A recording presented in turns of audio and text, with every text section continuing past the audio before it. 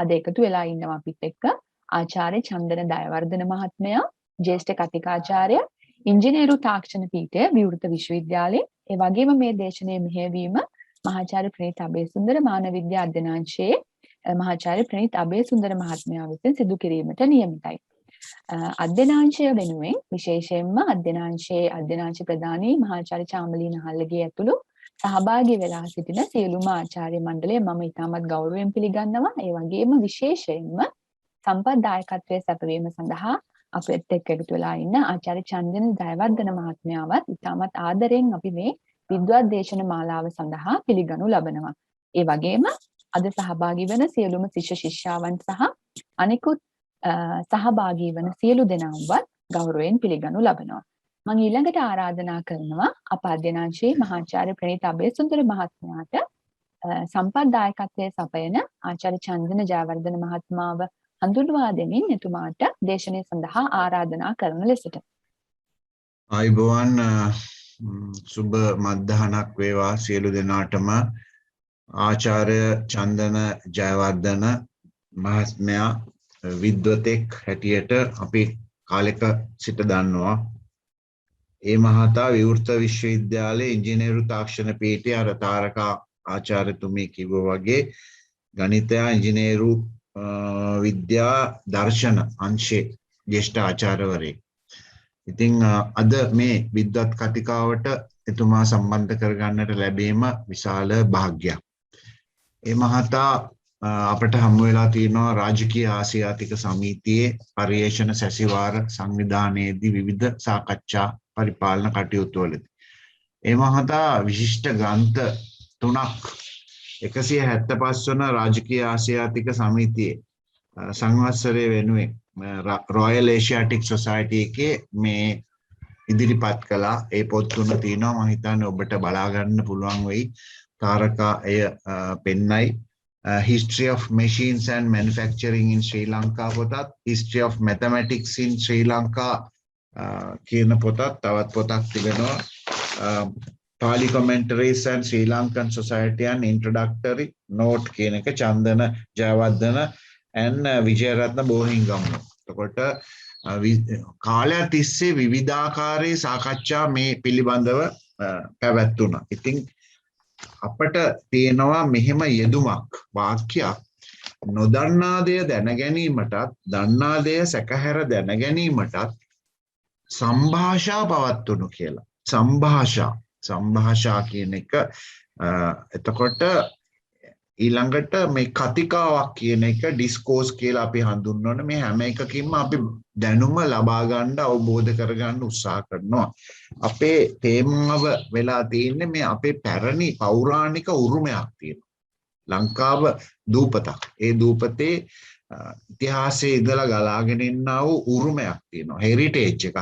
මේ උරුමය ඇතුලේ විශාල විද්‍යාවක්, ශිල්ප රාශියක් සහ තාක්ෂණික ව්‍යායාම රාශියක් තිබෙනවා. ඉතින් මේවා නූතනයේ අපි ලීවත් වෙන තොරතුරු සමාජය ඇතුලේ, පරිගණක ලෝකයේ ඇතුලේ, සයිබර් අවකාශයේ විවිධ දේවල් තියෙද්දී අපි කල්පනා කරනවා මේ ගැන හුඟක් යුනෙස්කෝව, එක්සත් ජාතීන්ගේ සංගමයේ විවිධ අය මේ සාකච්ඡා කරනවා.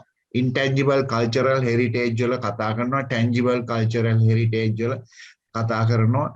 අපිට මේ චන්දන ජයවර්ධන මහතා මේ ආචාර්යවරයා පැහැදිලි කරලා දෙවි මුලින්ම යම්කිසි දෙසුමක් මගින් මේ පෞරාණික උරුමයේ තියෙන තාක්ෂණික කාරණා ඒවා අදට කොහොමද අපි උපයෝගී කරගන්නේ? එය වැදගත්ද නැත්නම් ඉවතලිය යුතු දෙයක්ද?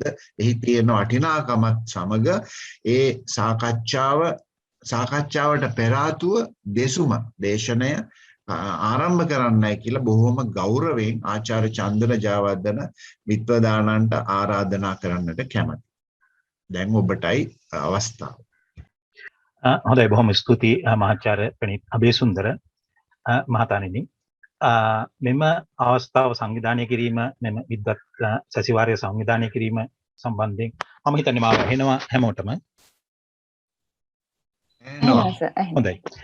මේ විද්වත් සැසිවාරය සංවිධානය කිරීම සම්බන්ධයෙන් ශ්‍රී ජාවර්ධනපුර විශ්වවිද්‍යාලයේ මානව විද්‍යා අධ්‍යයනාංශයට සහ ඒ සඳහා උරදුන් මහාචාර්ය ප්‍රනීත් අබේසුන්දර, අංශ ප්‍රධානී මහාචාර්ය චාමලී නාහල්ලගේ, මහාචාර්ය සේපාල සමරසේකර, ආචාර්ය නිලුම් කාන්තිලතා සහ ආචාර්ය තාරකා ආනන්ද සහ අනෙකුත් සියලුම අධ්‍යයන අනධ්‍යයන කාර්ය මණ්ඩලයේ සමාජිකාවන්ට මගේ ස්තුතිය පිරිනමන්නට කැමැතියි. ඒ වගේම මේ වාගේ විද්වත් කතිකාවත් සඳහා මහාචාර්ය ප්‍රනීත් අබේසුන්දර මහතා සඳහන් කළ පරිදිම කලිනුත් මහාචාර්ය ප්‍රනීත්, මහාචාර්ය චාමලී සහ ආචාර්ය නිලුම් යන මහත්ම මහත්මීන් සම්පත්දායකත්වයෙන් සහ සහයෝගයෙන් වැඩ අපි සහයෝගය දක්වලා තියෙනවා විවිධ පරීක්ෂණ ආයතනවල අපිත් සමග එකට වැඩ කටයුතු කරලා තියෙනවා. ඉතින් ඒ සම්බන්ධවනුත් ස්තුතිපූර්වක මතක් කිරීමක් මේ අවස්ථාවේදී කරනවා. ඒ ප්‍රවේශයත් සමග මම එළඹෙන්නම් අද පළවෙනි යටම කෙරෙන ප්‍රසන්ටේෂන් එකට. අද මාතෘකාව විදිහට එතකොට අපි කතා කරන්නට යන්නේ මාතෘකාවේ පුංචි වෙනසක් ඇත්තටමත් මම කරන්න කැමතියි. මාතෘකාව මට ලබා දුන්න මාතෘකාව පුරාණ තාක්ෂණික දැනුමෙහි නූතන උපයෝගීතාවය කියන එක. ඒක මම පොඩ්ඩක් වෙනස් කරනවා, පුරාණ තාක්ෂණික දැනුම සහ එහි නූතන උපයෝගීතාවය කියලා. හරි. එතකොට ඒ වෙනසත් එක්ක යම් යම් සීමා සාධක ඇතුලේ තමයි මම අද මේ ප්‍රසන්ටේෂන් එක කරන්න බලාපොරොත්තු වෙන්නේ. පළවෙනි වචනේ තමයි අපි කතා කරන්නේ මේ පුරාණ කියන කතන්දරේ. එතකොට ඒකෙදි පුරාණ කියන අදහසින් එක්තරා කාලවකවානුවක් තමයි අපිට ගන්න වෙන්නේ. ඒ සඳහා මම සලකනවා මූලික වශයෙන් අපේ වීදි කලාපීය ශිෂ්ටාචාරයේ රැකිච්ච කාලවකවානුව. ඒ කියන්නේ තල වශයෙන් ක්‍රිස්තු වර්ෂ 10 11 ආදී කාලය වනතේ සහ ඊට පස්සේ වෙච්ච දේවලුත් එහා සම්බන්ධව කතා කිරීමට අවශ්‍ය නම් කතා කරන්න. සහ දෙවෙනි කාරණය තමයි සහ විශේෂ කාරණේ තමයි මේ තාක්ෂණය කියන කතන්දරේ. තාක්ෂණය කියන කතන්දරේ මම හිතන්නේ අපි බොහෝම මේ සරලව පාවිච්චි කරනවා. ඒක පිළිබඳව අපි ගැඹුරක් එච්චර හිතන්නේ නැහැ.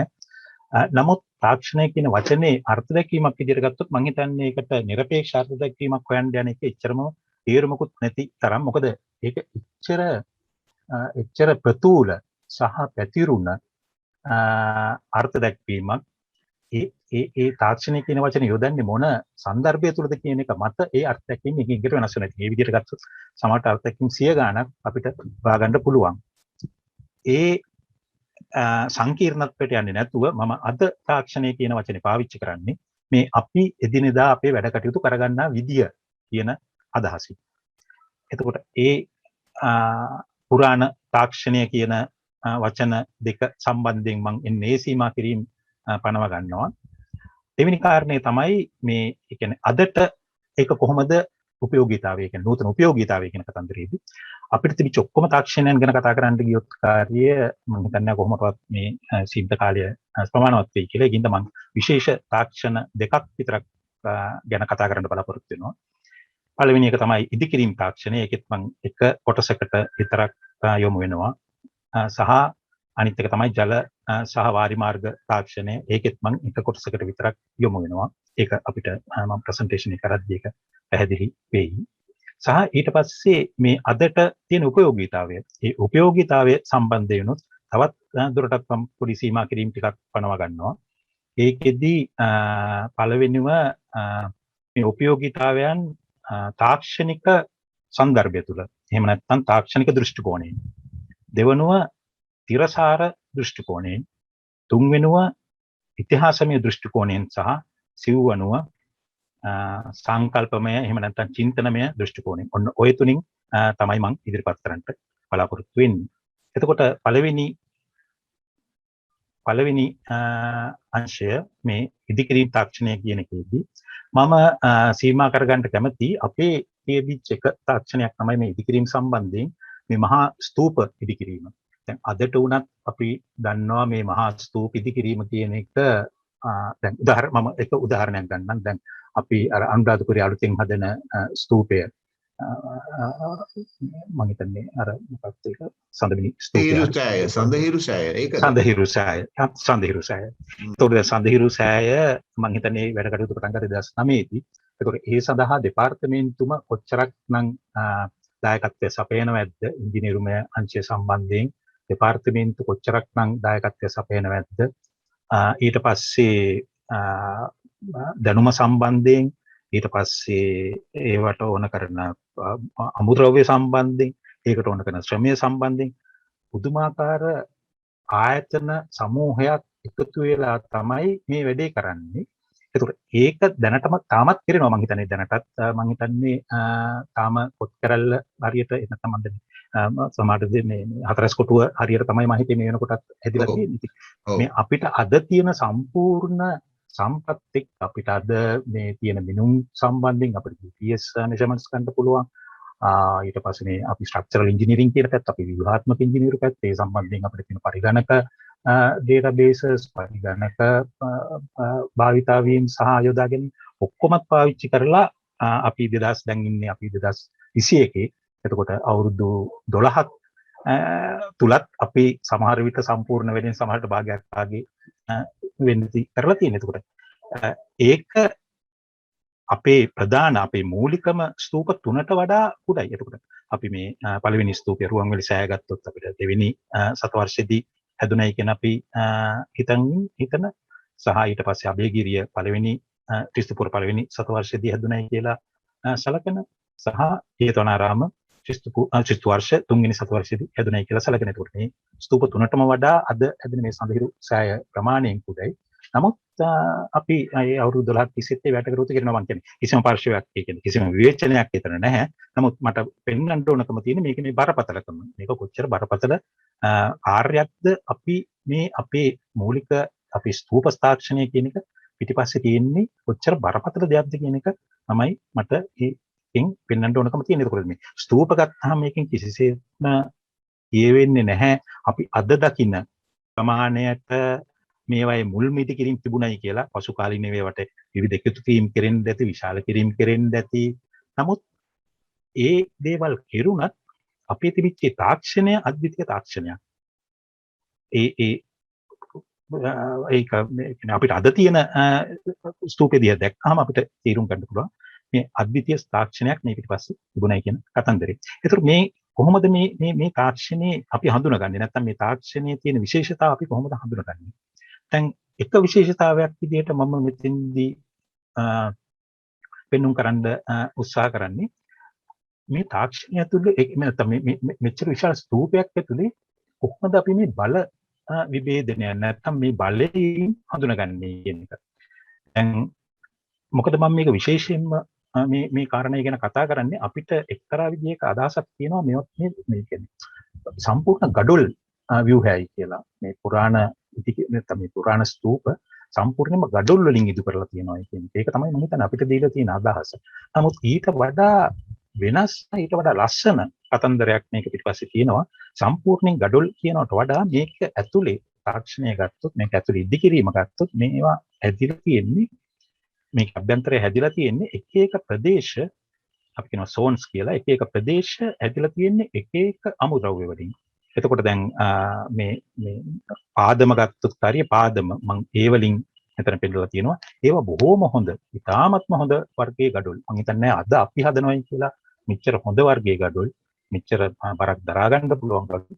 ඉතාමත්ම හොඳ වර්ගයේ gadol වලින් මේ පාදම හැදිලා තියෙනවා. ඊට පස්සේ උඩට යද්දී මේ එළිය කොටස ගත්තාම B ඒවත් හොඳ වර්ගයේ gadol සහ ඊට පස්සේ බදාමිකින් ඒවා පැහිලා ඒවා කපරාරු වෙලා තියෙනවා. ඊට පස්සේ C කියන කොටස ගත්තොත් කාර්යය ඒත් හොඳ gadol. නමුත් අර පාදමට පාවිච්චි කළාපු තරම් හොඳ gadol නෙමෙයි. නමුත් අභ්‍යන්තරයට යනකොට විශේෂයෙන්ම D කියන කොටස් ගත්තොත් ඒවා ඇවිල්ලා gadol සහ තව gadol වෙන්න පුළුවන්, පස් වෙන්න පුළුවන්. විශේෂයෙන්ම දැන් E කියන ප්‍රදේශය හඳුනාගත්තොත් අපිට පේනවා E කියන එකේ තියෙනවා පස් තියෙනවා, gadol තියෙනවා, දබු gadol තියෙනවා, gadol භාග තියෙනවා. ඒ වාගේ ඊට පස්සේ F තවත් ඇතුළට යද්දී පේනවා මේ මම මේ ගන්නේ චේතවනාරාම ස්තූපය සම්බන්ධයෙන් කරපු හැදෑරීමකදී ගත්ත ඡායාරූප තමයි මම පාවිච්චි කරන්නේ. එතකොට F කියන කොටස ඊට පස්සේ G කියන කොටස මේ උඩට යද්දී උඩට යද්දී අපිට පේනවා මේ ගඩොල් ගඩොල් නිකන් මේ ඔබ්බල වාගේ තියෙන මේ මැටි ආස්තර තුල ගඩොල් ඔබ්බල වාගේ තියෙනවා. දැන් මේකෙන් අපිට පැහැදිලි වෙන දේ තමයි මේ ස්තූප අභ්‍යන්තරය ගත්තොත් මේවා ගඩොල් තමයි මූලික වශයෙන් පාවිච්චි වෙන්නේ ඇත්තේ. නමුත් ඇතුළේදී ස්තූප අභ්‍යන්තරයේ විශේෂයෙන්ම මේ අපි ගර්භය කියන කොටස මේ පාවිච්චිලා තියෙන මේ පාවිච්චිලා තියෙන ද්‍රව්‍ය එක එක විදිහේ ද්‍රව්‍ය පාවිච්චි කරලා තියෙනවා. ඒක පළවෙනි කාරණේ. දෙවෙනි කාරණේ ද්‍රව්‍ය වුණත් එක එක විදිහට පාවිච්චි කරලා තියෙනවා. එක එක ආකාරයට ගඩොල් වල උදාහරණයක් විදිහට දැන් C වල පෙන්නන ගඩොල් ඇතිරීම නෙමෙයි මේ E වල තියෙන්නේ. එහෙම නැත්නම් F වල තියෙන්නේ. එතකොට ඒවා එක එක විදිහට පාවිච්චි කරලා තියෙනවා. දැන් ඇයි මේක මේ විදිහට වෙන්න ඇත්තේ? මේක මේ විදිහට වෙන්න ඇති ඒ කියන්නේ අපිට එක්තරා නිගමනයකට එන්න පුළුවන්. සමහරට තවත් මේකට පැහැදිලි කිරීම තියෙන්න පුළුවන්. එක පැහැදිලි කිරීමක් තමයි මේ ස්තූපේ උඩින් එන විශේෂම හතරස් කොටුව දේවතා කොටුව සහ ඊට පස්සේ තියෙන කොත් කැරැල්ල කියන මේ ඒ සංරචක වලින් එන බලය ඒකේ බර මූලික වශයෙන් බර කොහොමද මේ ධාතු මේ ගර්භයෙන් දරාගන්නේ. දැන් මේන බර ගත්තොත් අපිට මේක එච්චර ලොකුවට හිතෙන්නේ නැහැ. නමුත් දැන් අපි තාක්ෂණික අංශයෙන් කතා කරනකොට ඉන්ජිනේරියෙන් කතා කරනවා නම් අපි කියනවා කිලෝ නිව්ටන් 165000ක් වාගේ බරක් මෙතනින් එනවායි කියලා. ඒක එච්චරම අපිට සංවේදනය වෙන්න පුළුවන්. මම මෙහෙම කිව්ව සමහරවිට මිනිස්සු 180000ගේ බර නැත්නම් 190000ගේ බර සාමාන්‍යයෙන් වැඩිම මිනිස්සු 190000ගේ බර. එතකොට එන්නේ වගේ බරක් ගැන තමයි අපි මෙතෙන්දී කතා කරන්නේ. එතකොට ඒ වගේ බරක් දරාගෙන ව්‍යුහාත්මක කඩා වැටීමකට යන්නේ නැතුව ඒ වගේ බරක් දරාගෙන අවුරුදු 10 ගණක් පවතිනවායි කියන එක ඒක ඇවිල්ලා බාහිර දූර වැඩක්. ඒක ව්‍යුහාත්මක ඉංජිනේරුවෙක්ගෙන් අහුවොත් එයා දිගටම පැහැදිලි කරයි ඒක කොච්චර බාහිර දූර වැඩක්ද කියලා. ඒකට මේ බර හින්ද වෙන බලපෑම් මේ ස්තූපවල තාමත් හොඳට දරා ගන්නවා. ඒව හින්දා තාමත් ලොකු මේ කඩා වැටීමකට ලොකු අපින ස්ට්‍රක්චරල් ෆේලියර්ස් කියලා ලොකු කඩා වැටීමකට ගිහිල්ලා නැහැ තාමත්. එතකොට එන්න ඒක යම් යම් විකෘති වෙනවා ඇති. ඒක හරි. නමුත් කඩා වැටෙන්නේ නැහැ. හරි. එතකොට ඒකත් එක්ක අර විදිහට ගඩොල් පාවිච්චි කිරීම, අමුද්‍රව්‍ය පාවිච්චි කිරීම සහ ඒ අමුද්‍රව්‍ය ඒ ආකාරයට ඒ කොටස් වලදී වෙන වෙන ආකාරවලට පාවිච්චි කිරීම තුළ තමයි මේ වාගේ බල තමන්ගේ ගර්භය ඇතුළේ විහිදෝගෙන ඒවා පිටට ගෙනියන්නේ නැතුව ඒ බල සම්බන්ධයෙන් ඒ ගනුදෙනුව කරගන්නේ. එතකොට මේක ඇවිල්ලා එක්තරා සුවිශේෂී තත්ත්වයක්. එතකොට මේ සුවිශේෂීත්වය අපි මූලික වශයෙන් කරුණු විදියට හඳුනාගත්තු කාර්ය. එතකොට මේ ස්තූපයේ අභ්‍යන්තරය නැත්නම් මේ ගර්භයේ අභ්‍යන්තරය හැදලා තියෙන්නේ විවිධ අමුද්‍රව්‍ය වලින්. ඒවා යොදලා තියෙන්නේ විවිධ ආකාර වලට ඒවා යොදලා තියෙන්නේ. එතකොට මේකින්ද මේ ස්තූප අභ්‍යන්තරයේ ඇති වෙන මේ බල බෙදා හැරීම දිගින් දිගට ඒ බලයන් සම්ප්‍රේෂණය වෙන්නේ නැහැ. ඒවයි ඇති වෙන තැන්වලදීම නැති වෙලා යන ගතියක් තියෙනවා. නැති වෙලා යනවා කියන්නේ මං කියන්නේ එහෙම බලයක් නැති වෙනවා කියන එකෙන් මං අදහස් කරන්නේ ඒවා දිගින් දිගට පැතිරිලා ඒවා ඒ කියන්නේ ව්‍යුහාත්මක කඩාවැටීම් මට්ටමට ගොඩ නැගෙන්නේ නැහැ. ඊට පස්සේ තුන්වෙනි කාරණේ තමයි මේ අමුද්‍රව්‍ය ඇතිරීම අතරේ එක්තරා විදියක සාපේක්ෂ චලනයන් වලට ඉඩ තියෙනවා. ඒවා අර තද බල විදියට එක එකකට සම්බන්ධ වෙලා නැහැ. අද නිකන් කොන්ක්‍රීට් දැම්මා වගේ ඒවා සම්බන්ධ වෙලා නැහැ. ඒක සාපේක්ෂ චලනයන් වලට යම් ඉඩ පහසුකම් ලබා දීලා තියෙනවා. ඒකින්ද මේ සුළඟෙන් ඊට පස්සේ උෂ්ණත්වයෙන් වාගේ එන බලපෑම් වලට මේ බලපෑම් හින්දා ඇති වෙන විකෘතිතාවයන් වලට මේවා ඔරොත්තු දෙනවා. එතකොට ඒකත් එක්ක අපි මේවා හඳුනගන්නේ එක්තරා විදිහක ස්ථිතික ව්‍යුහයන් විදිහට නෙමෙයි ගතික ව්‍යුහයන් විදිහට. දැන් අපි අද දන්නවා අද අපි බිල්ඩින් එකක් හදුවොත් එහෙම නැත්නම් අපි ලොකු අපි කියන්නේ high rise buildings කියලා ඔය තට්ටු 100 110 20 තියෙන buildings අදුවේ ඒවා මූලික වශයෙන් concrete buildings ඒ concrete තමයි අමුතව ඒ වෙවිලා සම්පූර්ණ එකකට එකක් බැඳිච්ච කොටස් වලින් තමයි යුක්ත වෙලා තියෙන්නේ. ඒතර එක තැනක පැල්මක් ආවොත් එහෙනම් මේ පැල්ම දිගින් දිගට මේක ගමන් කරනවා. නමුත් අපේ මේ ස්තූප තාක්ෂණය තුළ ඒ වගේ දේවල් වෙන්නේ නැහැ. ඒ ඇති වෙන බලපෑම් ඇති වෙන බල දිගින් දිගට ගමන් කරන්නේ නැතුව ඒවා ඒ ඇති වෙන ප්‍රදේශ තුළදීම එක්තරා විදිහක සමනය කිරීමක් දක්නට ලැබෙනවා. ඒ සමනය කිරීම කෙරෙන්නේ මෙන්න මේ ගතික තත්ත්වයක් එක්ක. ඒතර ඒකත් එක්ක මම තව ඉදිකිරීම් ස්වරූපයකට යනවා. ඒ ඇවිල්ලා අපේ මේ ටැම්පිට විහාර කියලා තියෙන ඉදිකිරීම් ස්වරූපයක අපිට දකින්න පුළුවන් එක්තරා ඉදිකිරීම් ක්‍රමයක්. මොකද්ද මේ ඉදිකිරීම් ක්‍රමය? මේ ටැම්පිට විහාර වාගේ ඉදිකිරීම් හුඟක් වෙලාවට හැදිලා තියෙන්නේ මේ කුළුණු සහ බාල්ක වශයෙන් කුළුණු සහ බාල්ක වශයෙන්. දැන් මේ වගේ තැන් හුඟක් තැන්වල අපිට දකින්න ලැබෙනවා. අපිට දැන් මහනුවර මගුල් මඩුව ගත්තොත් මේ විදිහටයි කියලා තියෙන්නේ. ඊට පස්සේ දැන් ටැම්පිට විහාර අපි ගත්තොත් ලංකාවේ ලොකුම ටැම්පිට විහාරය බිංගිරිය ටැම්පිට විහාරය අපිට වම් පැත්තේ උඩම තියෙන ටැම්පිට විහාරය දකුණු පැත්තේ උඩම තියෙන ටැම්පිට විහාරය නැද ඉල්ලනවර මඩවල ටැම්පිට විහාරය මට මතක තරන්නේ ඊට පස්සේ තව වම් පැත්තේ යට තියෙන රූප සටහන මේ ඇම්බැක්කි දේවාලය සහ ඊට පස්සේ දකුණු පැත්තේ යට තියෙන රූප සටහන පනාවිටිය අම්බලම. දැන් ඔය වාගේ මේ ටැම්පිට විහාර සහ මේ අනිකුත් මේ ගොඩනැගිලි වර්ගවල මූලික ඉදිකිරීම් ස්වරූපය තමයි මේ කුළුණු සහ බාල්ක ස්වරූපය. ඒතර මේ කුළුණු සහ බාල්ක ස්වරූපය මේ විදිහට පාවිච්චි වෙලා තියෙන මේ විදිහට. දැන් මේ විදිහට කුළුණු තියෙනවා. මේ විදිහට බාල්ක තියෙනවා. එතකොට මේ කුළුණු සහ බාල්ක අතරේ තදබල බැඳීමක් නැහැ. මේ බැඳීම නැති කරගෙන තියෙන්නේ කොහොමද? මෙන්න මේ පේකඩ කියන අපි හොඳට දන්නවා මේ පේකඩ කියන දේ මම හිතන්නේ කලා කියන්නේ මේ පේකඩ කියන දේ මම හිතේ කලාත්මක විෂයක් විදිහට හුඟක් අධ්‍යයනය කරලා තියෙනවා. නමුත් අවසනාවට මේක තාක්ෂණික විෂයක් විදිහට අධ්‍යයනය කරලා නමුත් හරි ඒ කියන්නේ ව්‍යුහාත්මක වශයෙන් ගත්තොත් හරි ලස්සන අයිතමයක් මේ පේකඩේ. ඒතර මොකද වෙන්නේ මේ වාගේ කුළුණක් ගත්තාම ඒ කුළුණ උඩින් අපි දන්නවා බාල්කයක් යනවා වෙන්න පුළුවන්. මේ බාල්කය දරාගන්න මේ කුළුණ වෙන්න පුළුවන්. නමුත් මේ කුළුණ සහ බාල්කය අතරේ දෘಢ තදබල වෙනස් නොවෙන්නා වූ සම්බන්ධයක් නැහැ.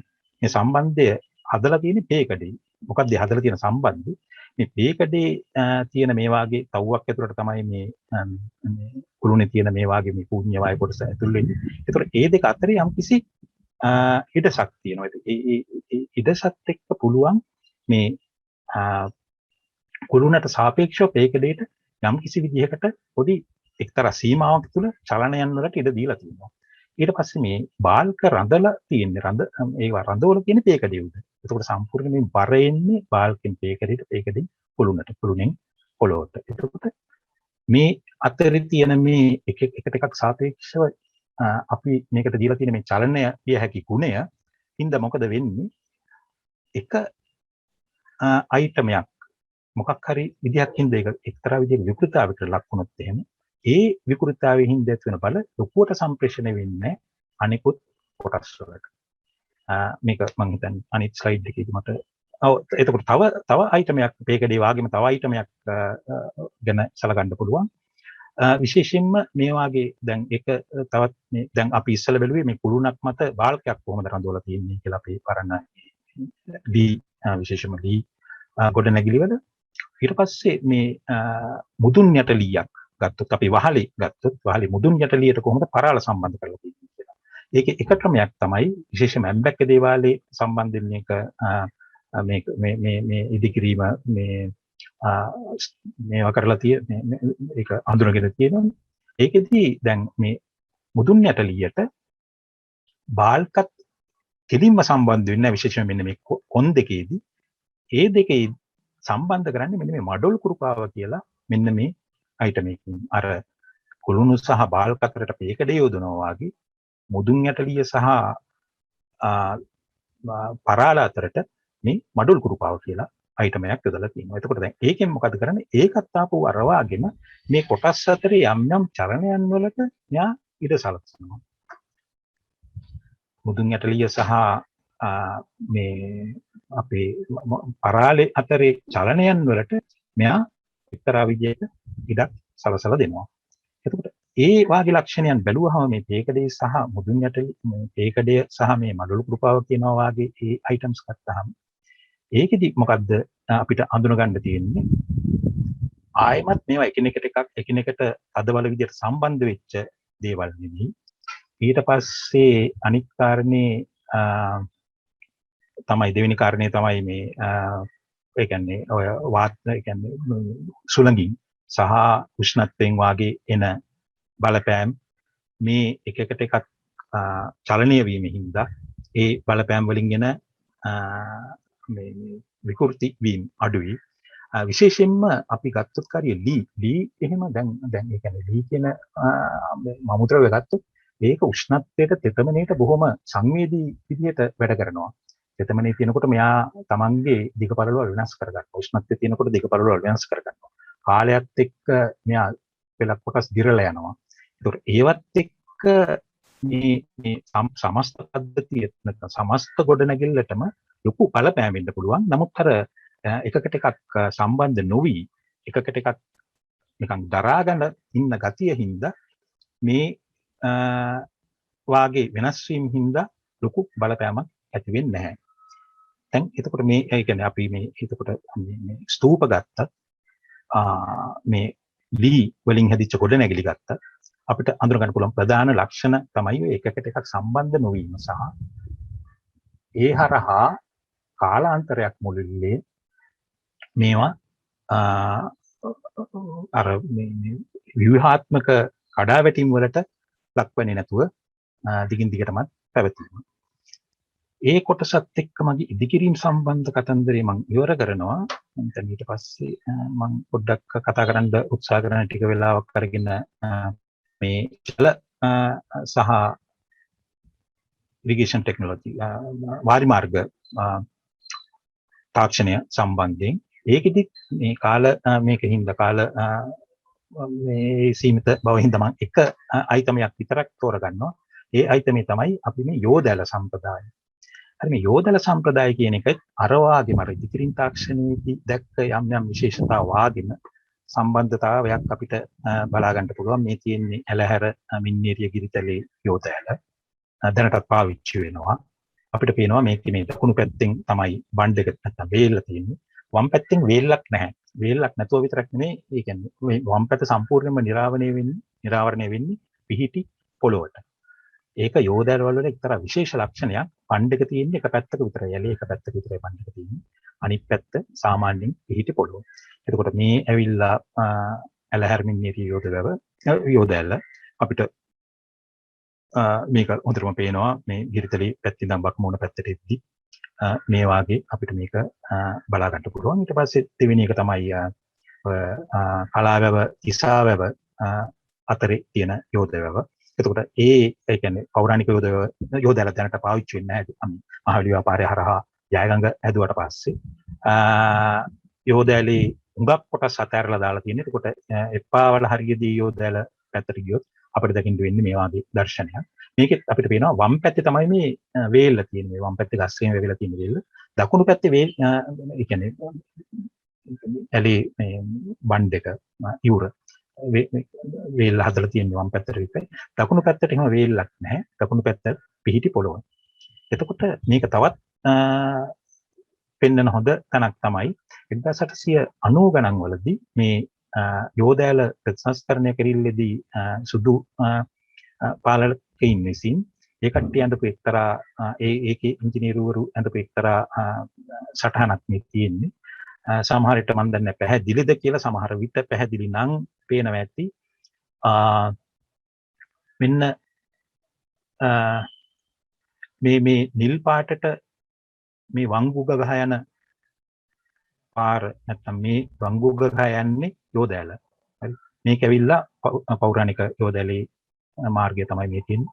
අපිට පේනවා මේවා බොහෝ මේ වංගු සහිතව යන්නේ. ඒකෝට මේ යද්දී මේකේ උඩ කොටසේ වේල්ලක් නැහැ, යට කොටසේ තියෙනවා වේල්ල. ඒ වේල්ල හරහා අපිට මේ බින්දු නැත්නම් මේ රවුම් වලින් පෙන්වු කරන්නේ ඒ යෝදැලෙන් පෝෂණය කරන්නා වූ වැව් පද්ධති.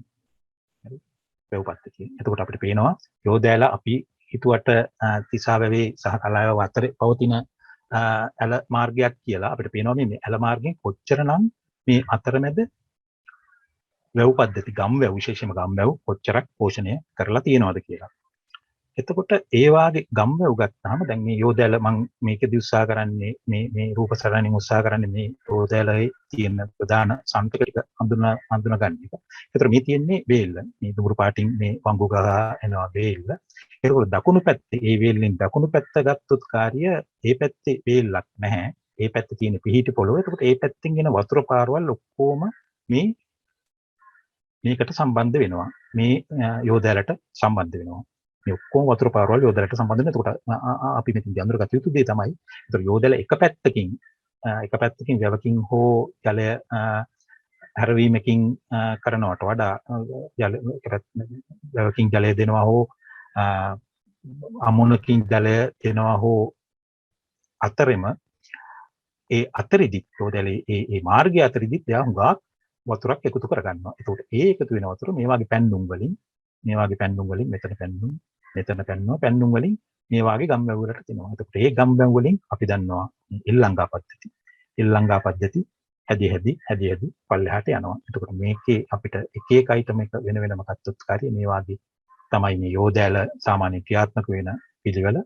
එතකොට ඒකෙදි මේ වගේ වතුර එතකොට එක පැත්තේ සමහර විට මේ යෝදෑලට වතුර දෙන්නේ මහා වැවකින් වෙන්න පුළුවන්. උදාහරණයක් විදිහට මින්නේරි වැවට වතුර ලබා ගන්න ඇලහැර යෝදෑලෙන්, පරාට්ටම සමුද්‍රය වතුර ලබා ගන්න අංගමැඩිල යෝදෑලෙන්, ඊට පස්සේ ගිරිතලේ වැව වතුර ලබා ගන්න ආපහු ඇලහැර යෝදෑලෙන්, මම හිතන්නේ මින්නේරිය කලාවැව ගිරිතලේ පරාට්ටම සමුද්‍රය. ඔය වාගේ මහ වැව් එක්කෝ යෝදෑල වලට වතුර දෙනවා. එහෙම නැත්නම් යෝදෑල වලින් වතුර ලබා ගන්නවා. එහෙම නැත්නම් සමහර විට මේ වාගේ ගඟකින් අමුණක් බැඳලා ඒ අමුණෙන් යම්කිසි වතුර පාරක් හලවලා ඒ වතුර පාරත් මේ යෝදෑලකට සම්බන්ධ කරනවා වෙන්න පුළුවන්. දැන් මේ ඇවිල්ලා අංගමැදිල්ලේදී වැදිච්ච අමුණේ සටහනක් මේ තියෙන රූප සටහනක්. මෙතන මේ ඡායාරූපය වම් පැත්තේ ඉහළ ඡායාරූපය ඇලහැර අමුණ, පරණ ඇලහැර අමුණ. දැන් ඒක එතන නෙමෙයි තියෙන්නේ. වම් පැත්තේ යට තියෙන අංගම්මැදිල්ල අමුණ ඒක දැනටමත් පාවිච්චි වෙනවා. ඒතර මේ අමුණෙක් තියෙනවා එක්තරා ගතියක්. මේ අමුණෙන් සම්පූර්ණ මේ වතුර පාර නවත්තන්නේ නැහැ. දැන් මේ අබංගඟ හරහා තමයි මේ අමුණ බැදලා තියෙන අංගම්ම කියලා. එතකොට ඒක වතුර පාර සම්පූර්ණයෙන්ම නැවැත්තිල්ලක් නැහැ. ඒ අමුණ උඩින් වතුර ගලාගෙන යනවා. එහෙම නැත්නම් අමුණ පැත්තකින් වතුර ගලාගෙන යනවා. වතුර පාර පැත්තකට හරව ගන්නවා. හරවගෙන ඊට පස්සේ මේ වාගේ තැනකදී තවත් අමුණක් නැදලා ආපහු වැඩි වතුර ටික ඒ අමුණෙන් මහා ගඟට යවනවා. ඉතුරු වෙන වතුර ටික තමයි ඒ යෝදෑලට යොමු කරගන්නේ.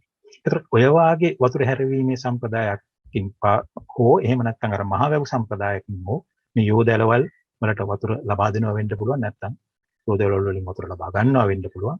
නමුත් යෝදෑල ඒ වතුර ලබා ගැනීම සහ වතුර ලබා දීම අතරදී තවත් හුඟක් වැව් පද්ධති පෝෂණය කරගෙන තමයි ගලන්නේ. මේ තියෙන්නේ යෝදෑලේ ඔය මේවා යෝදෑලේ මේ පරණ කලාවැව තිසාවැව යෝදවැලේ එක පරණ පැන්නුමක්. එතකොට මේ අපි ඉන්නේ යෝදෑල ඇතුලේ අපි ඉන්නේ. එතකොට මේ තමයි පැන්නුම. එතනින් වතුර මේ මට්ටමට වතුර ගලාගෙන ආවට පස්සේ එතනින් එළියට යනවා. ඒක රූප සටහනක් විදිහට මේ දකුණු පැත්තෙන් පෙන්නලා තියෙනවා. ඒ වතුර මට්ටම නැක්කහම උසට ආවම මේ මට්ටමට එතනින් වතුර එළියට ගලන්න පටන් ගන්නවා. එතකොට එහෙම ගැලෙන වතුර තමයි මේ වාගේ එල්ලංගා පද්ධති වලට යන්නේ. එල්ලංගා පද්ධතියක් කියන්නේ ගම්වැව් සමූහයක එකතුවක්. එතකොට මේ එල්ලංගා පද්ධතිය ගැන ලොකු අධ්‍යයනයක් කරලා තියෙනවා. විශේෂයෙන් ඒ ගැන කතා කළ යුතු නැහැ. මොකද කතා කළ යුතු නැහැ කියන මම කියන්නේ. සීමිත කාලය තුල කතා කළ යුතු නැහැ. බොහෝම දේවල් ලියවිච්ච දෙයක් තමයි ලංකාවේ එල්ලංගා පද්ධතිය කියන්නේ. එතකොට මේ වාගේ එල්ලංගා පද්ධති 10 ගණක් ලංකාවේ තියෙනවා.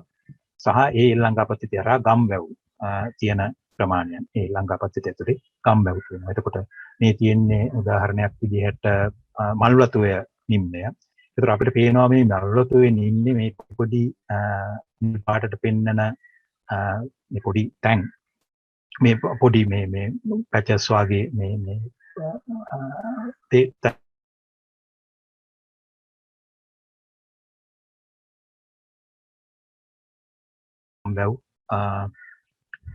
ගම්වැව් පිහිටලා තියෙනවා.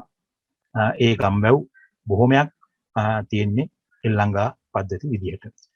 මේ තියෙන්නේ යදුරුවය ගංගා ද්‍රෝණිය. එතකොට මේ යදුරුවය ගංගා ද්‍රෝණියේ වම් පැත්තේ එහෙම නැත්නම් අපි කියනවා ඩවුන් ස්ට්‍රීම් එකේ යට කොටසේ ගාක් එල්ලංගා පද්ධති සහ ගම්වැව් තියෙනවා. එතකොට සාමාන්‍ය ගම්වැවක් ගත්තොත් හරිය මේ විදිහට තමයි ගම්වැවක සංයුතිය තියෙන්නේ. ඒ ගමේ වැව සහ ඒකෙන් වතුර දෙන ඇල සහ එයින් කොයිතැන් කරන කුඹුරු සහ එයින් යැපෙන ගම සහ ඒ ගමේ තාදාල කැලෑ කොටස ඔය වගේ මේක අපි කතා කරනවා. අර දැන් ජෛව පද්ධතියක් විදිහට මේක ගැන ගාක් වෙනකොට ලියවිලා තියෙනවා. ඒකෙන්ද මම විශේෂයෙන් දිගින් දිගට කතා කරන්න උත්සාහ කරන්නේ.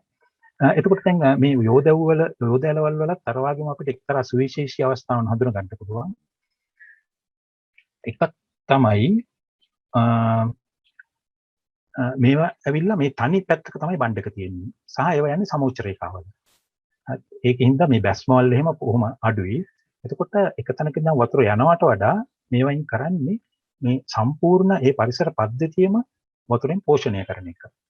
එතකොට මේකත් එක්ක ඒ ඉන්න මිනිස්සු, ඒවයි තියෙන ගහකොළ, ඒවයි ඉන්න සත්තු සහ ඒ අදාළ පරිසරය, ඒ අදාළ පස සම්පූර්ණ පෝෂණයකට ලක් වෙනවා. එක කොටසක් විතරක් ඒම් කරගෙන නැත්නම් එක කොටසක් විතරක් හිතේ තිබෙන රිච්ච දේවල් නෙමෙයි, ඇතිවෙච්ච තාක්ෂණයක් නෙමෙයි මේක. එතකොට ඒකත් එක්ක මේ ගම්වැව කියන එක තමයි ඒකෙදි ස්ථිතික වතුර රඳවණය. එතකොට මේ ගම්වැවේ එක්ක තමයි මේ ඒ ග්‍රාමීය ශිෂ්ටාචාරය ගොඩනැගෙන්නේ. අර ඇලකින් වතුර දෙනවට වඩා ගමේ වැවත් එක්ක තමයි මේ ග්‍රාමීය ශිෂ්ටාචාරය ගොඩනැගෙන්නේ. එතකොට මේ වාගේ විශේෂතා තමයි අපිට මේ යෝදැලත් එක්ක හඳුනා ගන්න පුළුවන්. ඔය ටික තාක්ෂණය, ඉදිකිරීම තාක්ෂණය සහ වතුර සහ වාරිමාර්ග තාක්ෂණයත් එක්ක කතා කළාම අපිට යම්කිසි අවබෝධයක් තියෙනවා කොයි වාගේ දෙයක්ද අපිට තියෙන්න ඇත්තේ කියලා. ඒක අපේ මාතෘකාවේ පළවෙනි කොටස. මාතෘකාවේ දෙවෙනි කොටස තමයි ඒකේ අද අදාළත්වය මොකක්ද කියන එක.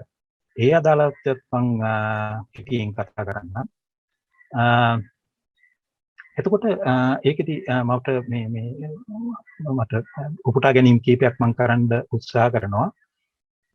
විශේෂයෙන්ම 1997 දී කෝට්ස් ෆී ඇන් හයින්ස් කියලා ශාස්ත්‍රඥයෝ තුන් දෙනෙක් ලිව්ව පොතක් 2025 Scenarios of Global Society Reshaped by Science and Technology. එතකොට එයාලා 1997 දී උත්සාහ කළා 2025 වෙනකොට ලෝකේ විද්‍යාව සහ තාක්ෂණය කියන එක ගෝලීය වශයෙන් කොයි වගේ තැනකට යයිද කියලා. එයාලා හිතපු තැනට අපි නැහැ අද. නමුත් එයාලා ඉස්මතු කරපු කාරණා මම හිතන්නේ හුඟක් වැදගත්. දැන් උදාහරණයක් විදිහට එයාලා කියනවා මේ ඉදිකිරීම සම්බන්ධයෙන් ඉස්සරහට එයාලා ඒ පුරෝගතනයක් කරන්නේ.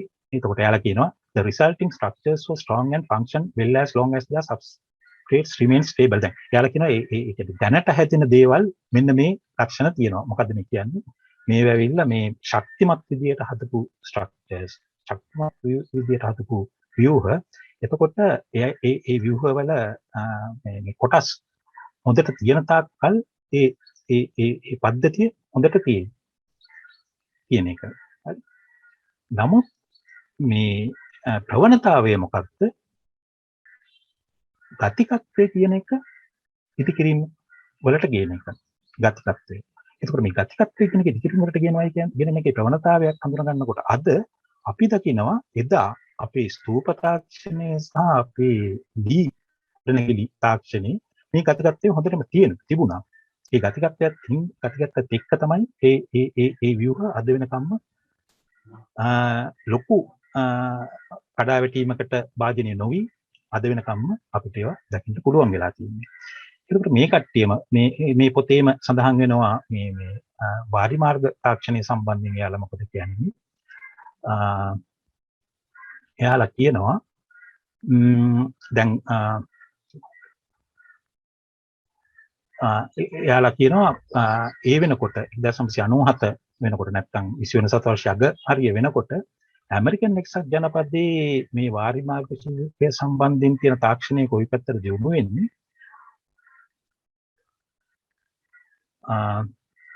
The government is now tearing down the concrete and freeing water to few wetlands and fisheries. එතකොට මෙයාලා කියනවා මේ වතුර පාලනය කරන්න හදපු ව්‍යුහයන්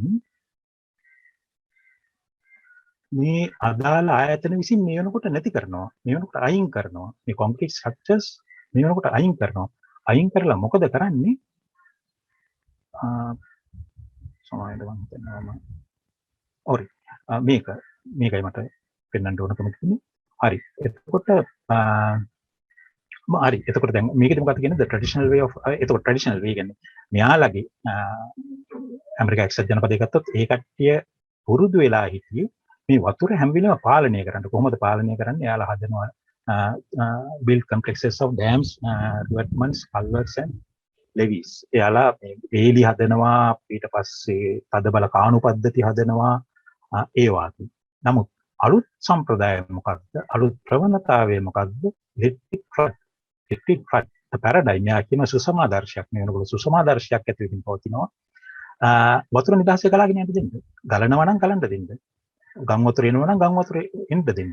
ඒකෝර දැන් අපිට පේනවා මේක තමයි අපි යෝදල සම්ප්‍රදාය. යෝදල සම්ප්‍රදායේ අපි ලොකු ස්ට්‍රක්චර්ස් හදලා, ලොකු ව්‍යුහ හදලා, ලොකු කන්ට්‍රෝල්, ලොකු මේ පාලන පද්ධති හදලා තමක් කරනවා නෙමෙයි. මේ වතුරේ ගලා යාමම තමයි අපි පාවිච්චි කරන්නේ. ඒ හරහා අපිට ඕන කරන අපේ අවශ්‍යතාවයන් තෘප්ත කරගන්න එක තමයි අපි කරන්නේ. ඊට පස්සේ තවත් මේ ලේඛකෙක් කවුද මේ Fred Pierce එයාගේ පොතේ Keep of the Spring Reclaiming Our Water in an Age of Globalization පොතේ එයා සඳහන් කරන්නේ මොකක්ද? මේ අලුත් ප්‍රවණතාවයේ විදිහට එයා අඳුරගන්නේ මොකක්ද? ඒත් ඇමරිකාව පදනම් කරගෙන The government is now tearing down the concrete and freeing water to few wetlands and fisheries. මේ ආණ්ඩුව සහ ඒ අදාළ ආයතන මේ වෙනකොට මේ ව්‍යුහයන් අයින් කරනවා. අයින් කරලා කොතෙන්ද යන්න හදන්නේ? අර වාගේම electric flood කියන කතන්දරයට. එයා එක්තරා විදියක ටිකක් ශෝකහාස්මක විදිය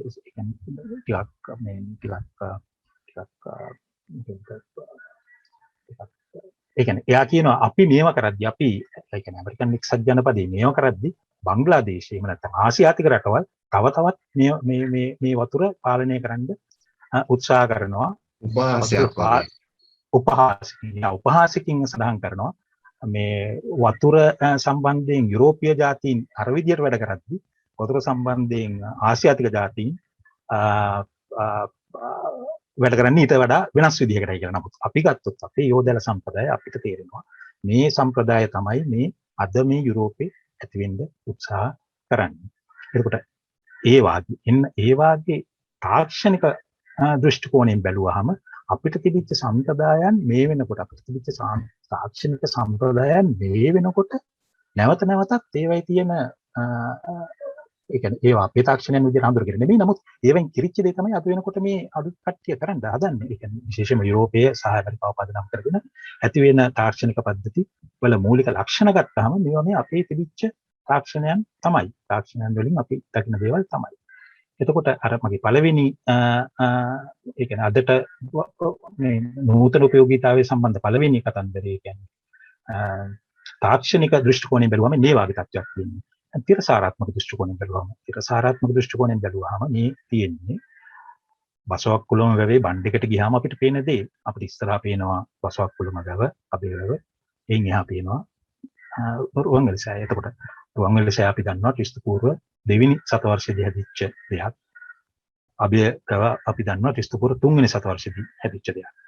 එතකොට මේවා ඊට පස්සේ ඕනතරම් යම් මේවා කැඩිලා බිඳලා යන්න තියාපෝ පිළිසකර කරන්න. නමුත් අදටත් මේවා මේ රුවන්වැලිසෑය ගත්තොත් අබේ වැව ගත්තොත් අදටත් ඒවා මූලිකව හදපු හදපු උපයෝගීතාවයන් අපිට දෙනවා. අදටත් අභියව අපේ මිනිසුන්ට වතුර දෙනවා. අදටත් කොංග්‍රස් අය බෞද්ධයින්ගේ මහා මුදුන් මල්කඩ විදිහට අපේ වන්දනාවට පාත්‍ර වෙනවා. එතකොට එහෙම ගත්තාම එදා මීට අවුරුදු 10 ගානකට කලින් කිරිච්ච වැඩ අපි අදටත් ඒ විදිහටම පාවිච්චි කරනවා. එතකොට දැන් මොකද්ද තිරසාරත්වය කියන්නේ? දැන් මීට වඩා තිරසාරත්වයක් අපිට අවශ්‍යද?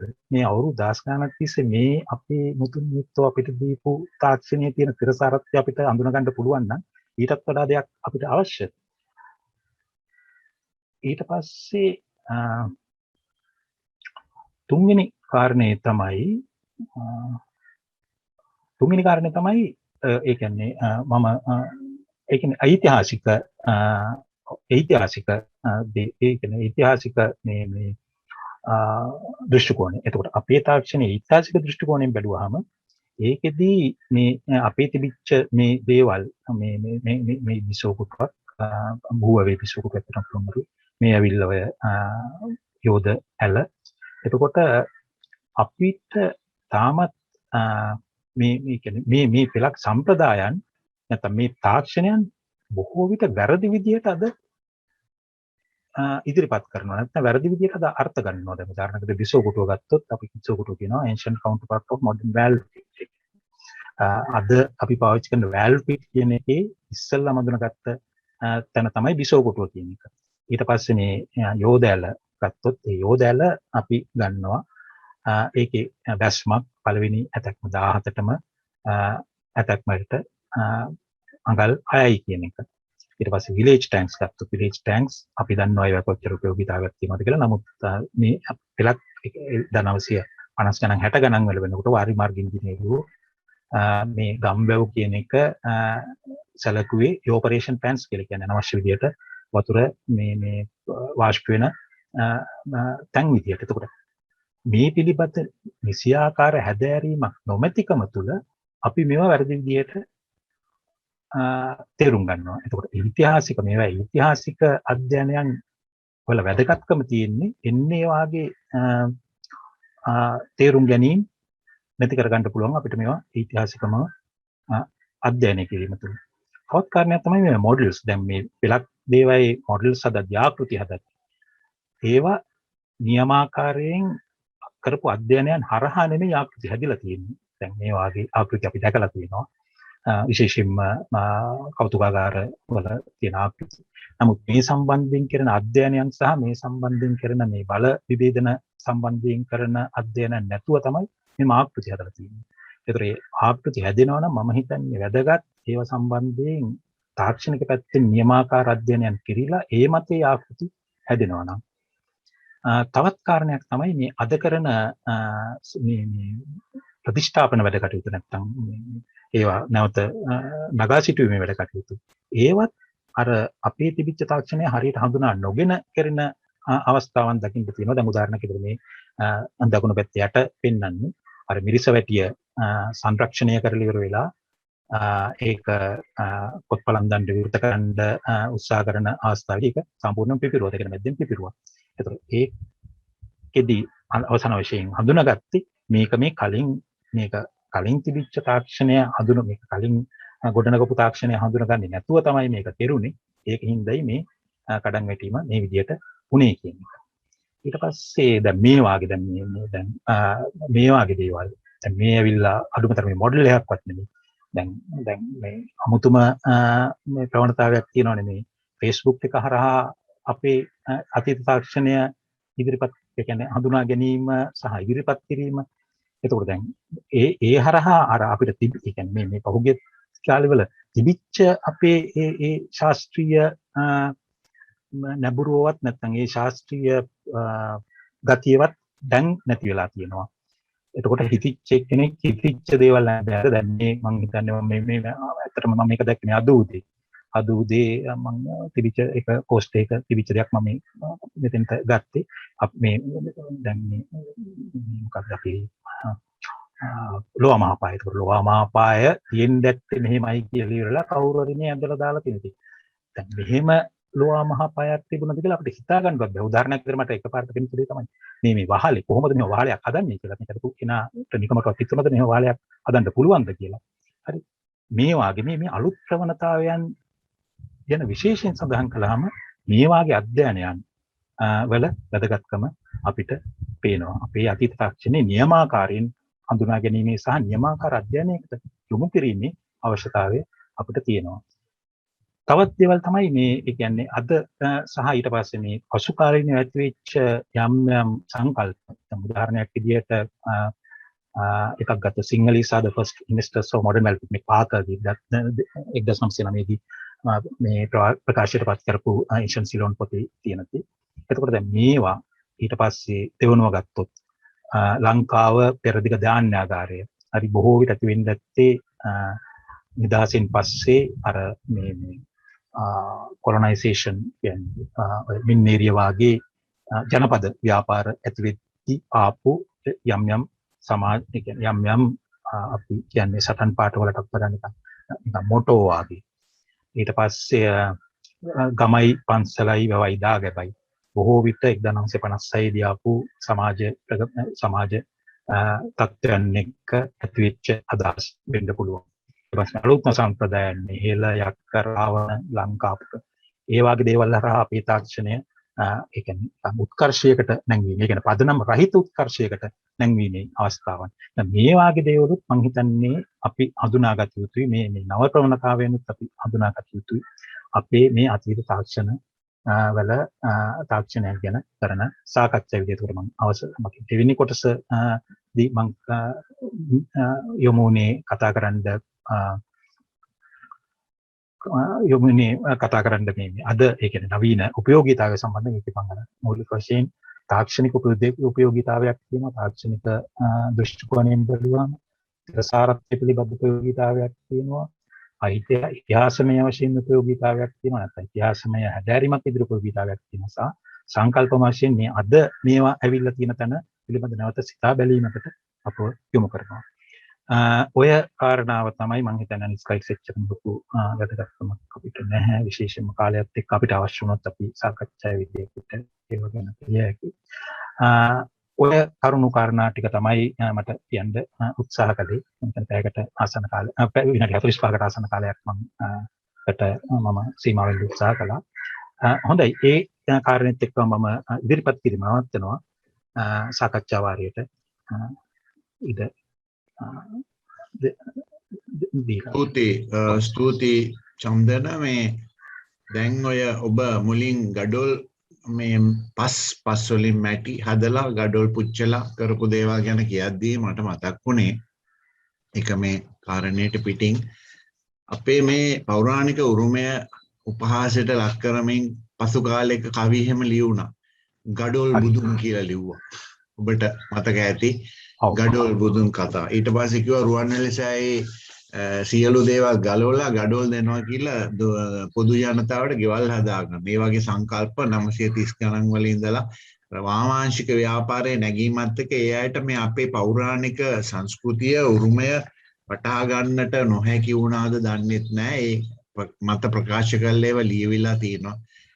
එතකොට මම ප්‍රශ්න දෙක තුනක් විමසන්න කැමති ඉගෙන ගන්න අපි කාටත් අවශ්‍ය නිසා දැන් මේ ඓතිහාසික පෞරාණික මේ උරුමය ඒවා පුනර්ජීවනය කිරීමට සාම්ප්‍රදායිකව පාවිච්චි කරපු මූලාශ්‍රයන් නැත්තම් කරපු විදි මොන හරි තිබුණාද නඩත්තු කරනවා කියලා කියන්නේ. දැන් පස්සේ කාලෙක මේවා විනාශභාවයටපත් වුණානේ විවිධ හේතුන් නිසා. මම කියන්නේ පුරාවිද්‍යා පැත්ත අතහැරලා ඒක නැතුව ඔබට ඒ ගැන යම් කිසි අදහසක් කියන්න පුළුවන්ද ඔබගේ මූලික වශයෙන් මට හිතෙන දේ තමයි දැන් අපි සාමාන්‍යයෙන් අපේ සම්ප්‍රදායික ඉතිහාසයේ මූලාශ්‍ර ගත්තොත් විශේෂයෙන්ම දැන් වංශ කතා එහෙම නැත්නම් සෙල්ලිපි වාගේ මූලාශ්‍ර ගත්තොත් මේ මූලාශ්‍ර හඳුනා ගැනීමම වෙලා තියෙන්නේම අපි මේ රටේ සමාජ දේශපාලන ධාරාව හඳුනා ගන්න මිසක් නැතුව මේ තාක්ෂණික පැත්ත ගැන කතා කරන්නවත් ඒ ගැන හඳුනා ගන්නවත් නෙමෙයි වාගේ. ඉතින් ඒකෙහිඳ අපේ සම්මත මූලාශ්‍ර වංශ කතා වේවා සෙල්ලිපි වේවා ඒ වගේ ලිඛිත ඒ කියන්නේ අපි මේ ලිඛිත මූලාශ්‍ර ගත්තොත් අපිට ඒවයින් දෙන එළිය සෑහෙන්න අඩුයි. නමුත් එක මූලාශ්‍රයක් මම හිතනවා අපි ඒ කියන්නේ මෙච්චර කල් අපි අතහැරලා දාපු එහෙම නැත්නම් අපි අත්‍තරමත් හිතෙපුයි නැති මූලාශ්‍රය අපේ බෞද්ධ සාහිත්‍යය. අපි බෞද්ධ සාහිත්‍ය අපි හිතන දැන් අපි සාමාන්‍යයෙන් කල්පනා කරන විදිහට පටන් ගන්නවා පස්වන සතවර්ෂයේ ඉඳන් අටුවා නිවීම ඒ කියන්නේ අදුමතකින් අත වෙනකොට පාලි අටුවා අපිට තියෙනවා. ඒතර මේ පාලි අටුවා වලට කලින් අපි හිතනවා හෙලා අටුවා තිබුණයි කියලා ඒවා තමයි මේ පාලියට පටලවත් වෙනවා. ඉතින් ඒකට මේ ඒ කියන්නේ පස්වන සතවර්ෂයේදී ඉඳන්වත් අපිට මේ ඇතිවෙච්ච මේ බෞද්ධ සාහිත්‍ය සහ ඊට පස්සේ ඒවට ඇතිවෙච්ච ගන්ටිපද කියන ගැටපද සන්න ටීකා ඒ වගේ එන්න ඒ සාහිත්‍ය අපි හැදෑරුවොත් ඒක තුල අපිට සෑහෙන දේවල් එකතු කරගන්න පුළුවන් මේ තාක්ෂණය සම්බන්ධයෙන්. ඇත්තටම අර ඔබතුමා ඉස්සෙල්ලම කරපු හැඳින්වීමත් අර පොත්තුන සම්බන්ධයෙන් කරපු හැඳින්වීමෙත් පසුතලයේ තියෙන මේ කතන්දරේ තමයි මේ බෞද්ධ සාහිත්‍ය. අපේ බෞද්ධ සාහිත්‍ය අපි ඒක ගොඩක් වෙලාවට වෙන් කරලා තියෙනවා බෞද්ධ පැත්ත. ඒ ලේබල් එක ගහලා ඉවර වෙලා අපි ඒක මේකෙන් බෞද්ධ පැත්ත ගැන තමයි කතාව කියලා. නමුත් ඊට වඩා හුඟක් මේ ආගමික දේවල් වලට පරිබාහිර හුඟක් කරුණු සම්ප්‍රදායන් තියෙනවා. ඒ වයින් අපිට සෑහෙන එකතු කරගත්තා කියලා තාක්ෂණය සම්බන්ධයෙන් එක ඒ විෂය ධාරාවලට අනුකූලව ඒ තාක්ෂණ සම්බන්ධයෙන් කරුණු කරන. ඉතින් මට මෙතෙන්දී මම හිතන්නේ ඒ කියන්නේ එන්න මූලාශ්‍රයක් විදියට අහනවා නම් මම හිතන්නේ එන්න ඒ මූලාශ්‍රය මෙච්චර කල් අපි නොසලකපු නමුත් අනිවාර්යයෙන්ම සැලකිය යුතු මූලාශ්‍රයක් විදියට තමයි මම දකින්නේ.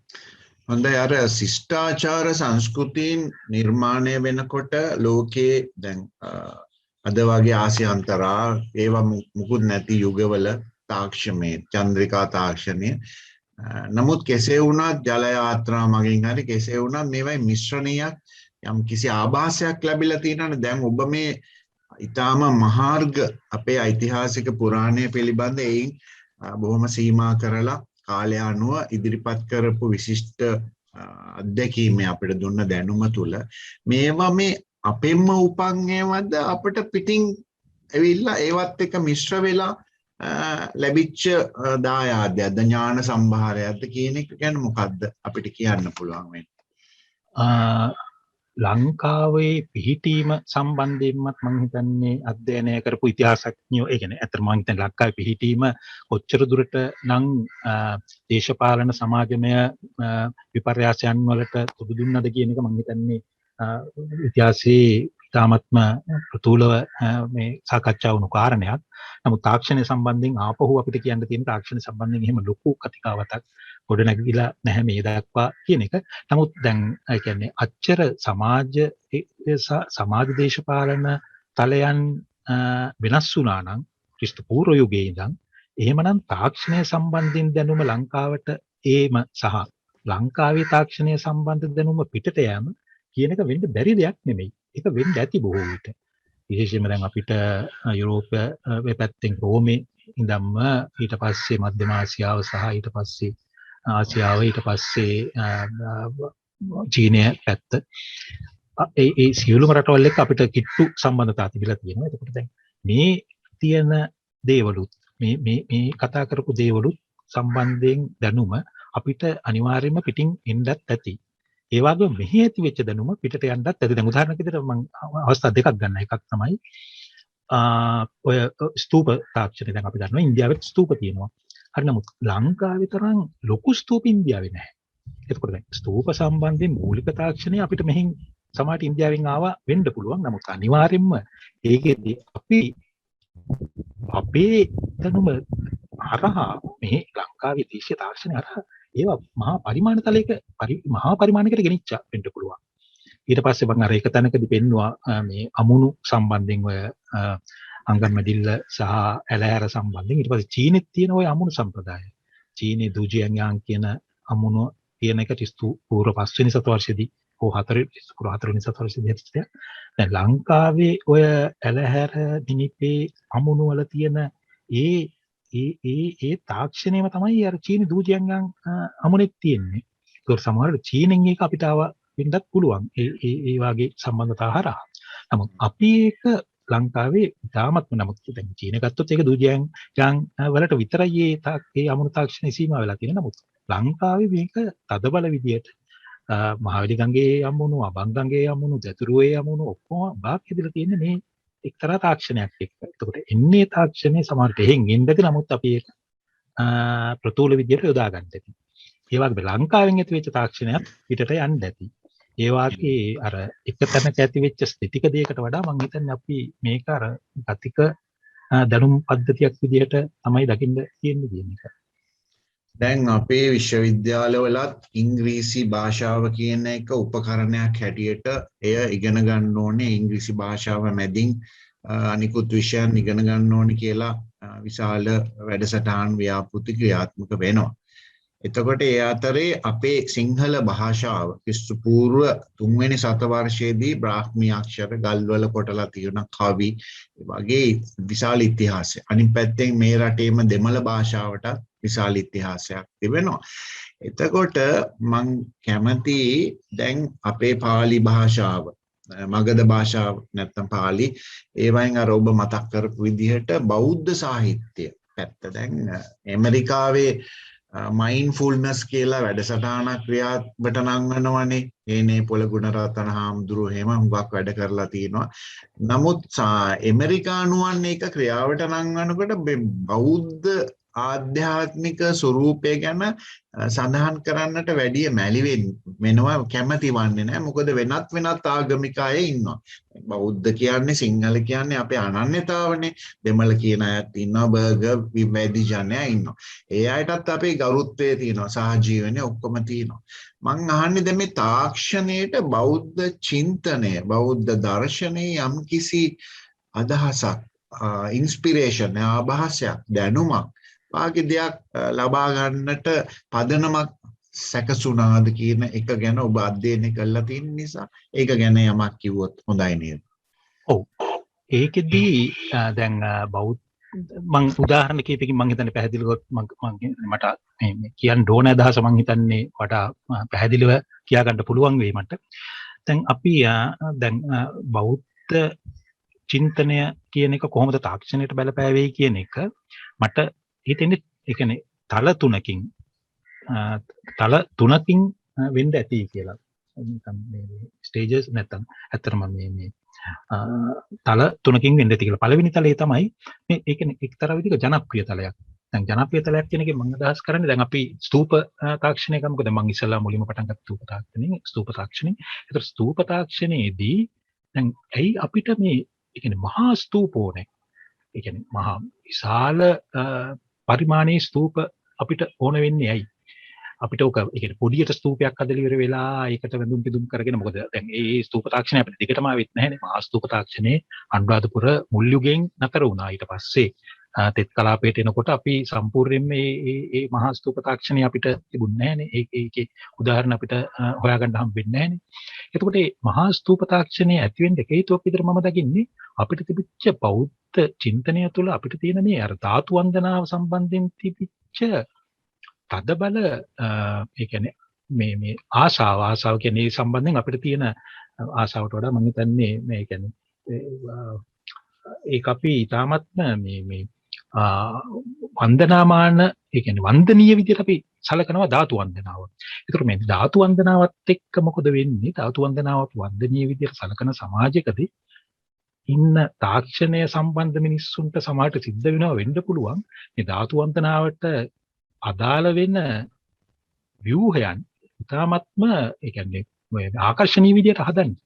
එතකොට දැන් ඒ හරහා අපිට හම්බ වෙනවා ක්‍රිස්තු පූර්ව යුගයට යන කාලෙදී කාලයටම විහිදෙන ස්තූප තාක්ෂණයක් රුවන්වැලි සෑයෙන් පටන් ගන්න ඉතා විශාල ස්තූප හැදීමේ තාක්ෂණයක්. එතකොට මේ ධාතු වන්දනාව කියන එක චින්තනයේ විදිහට අරගෙන ස්තූප තාක්ෂණය කියන එක ප්‍රායෝගිකත්වයට යනවා වෙන්න පුළුවන්. අර ඒ කියන්නේ තරවික ජනප්‍රිය තලයකදී.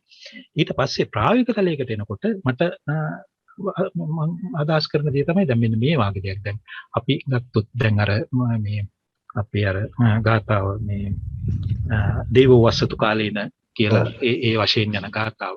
ඒතකොට දැන් ඒකේදී අවසාන වශයෙන් මොකද්ද කියවෙන්නේ? ඒ කියන්නේ දෙවියන් කාලයට වැසි වස්සනවා. හැබැයි රජ්ජුරුවෝ ධාර්මික වෙන්න ඕන නිකන්. මේ වගේ අදහසක් නෙවෙයි. රාජා බෞද්ධ ධම්මිකෝ. එතකොට ඒ වගේ අදහසක් නේ ඔකින් කියවෙන්නේ. එතකොට දැන් වැස්සෙන් මිනිස්සු මොකද්ද බලාපොරොත්තු වෙන්නේ? වැස්සෙන් මිනිස්සු බලාපොරොත්තු වෙන්නේ තමන්ට අවශ්‍ය වෙලාවට එහෙම නැත්නම් තමන්ගේ ජීවිත පවත්වා ගැනීම, තමන්ගේ සහ ගහකොළවල සත්තුන්ගේ ජීවිත පවත්වා ගැනීම සඳහා අවශ්‍ය වන්නා වූ ජලය ලබා ගැනීම. එතකොට මොකක් හරි අපිට පද්ධතියක් හදලා දෙන්න පුළුවන් නම් ඒ වාගේ ජලය තියෙන ඒ කියන්නේ ජලය මිනිස්සුන්ට සහ ඒ පද්ධති ඒ සත්තුන්ට ගහකොළවලට පසට ඒ ජලය ලබා දෙන පද්ධතියක් අපිට ඇති කරගන්න පුළුවන් නම් එහෙමනම් මොකද වෙන්නේ? අර රාජා බෞද්ධ ධම්මිකෝ කියන ඒ අවශ්‍යතාවය තෘප්ත වෙනවා වාගේ. එතකොට ඒක වෙන්න පුළුවන් සමහර විට අපිට මේ තියෙන මහා වැව් සම්ප්‍රදායත් එක්ක ඔය යෝදල සම්ප්‍රදායත් එක්ක අපි ගොඩනගන්නේ එන්න ඒ කියන්නේ ඒ චින්තනෙන් ඉල්ලන දේ වෙන්න පුළුවන් අපි අතනින් හදලා දෙන්නේ. මං කියන්නේ ඒ කියන්නේ අර සමාජයේ පෙරපවත්නා වූ එක්තරා අදහසකට තාක්ෂණ වේදියෝ විදියට කවුරු හරි ඒකට උත්තර හොයලා දෙනවා වගේ කතන්දරයක්. එතකොට ඒ බෞද්ධ මේක කියන්නේ ඒක කිසි වැරද්දක් නැහැ නේක.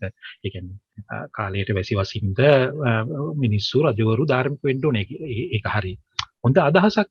ඉතින් ඒ අදහසට හරියන විදිහට අපිට ප්‍රායෝගික මේ ජල පද්ධතියක් ඇති වෙනවා වෙන්න පුළුවන්.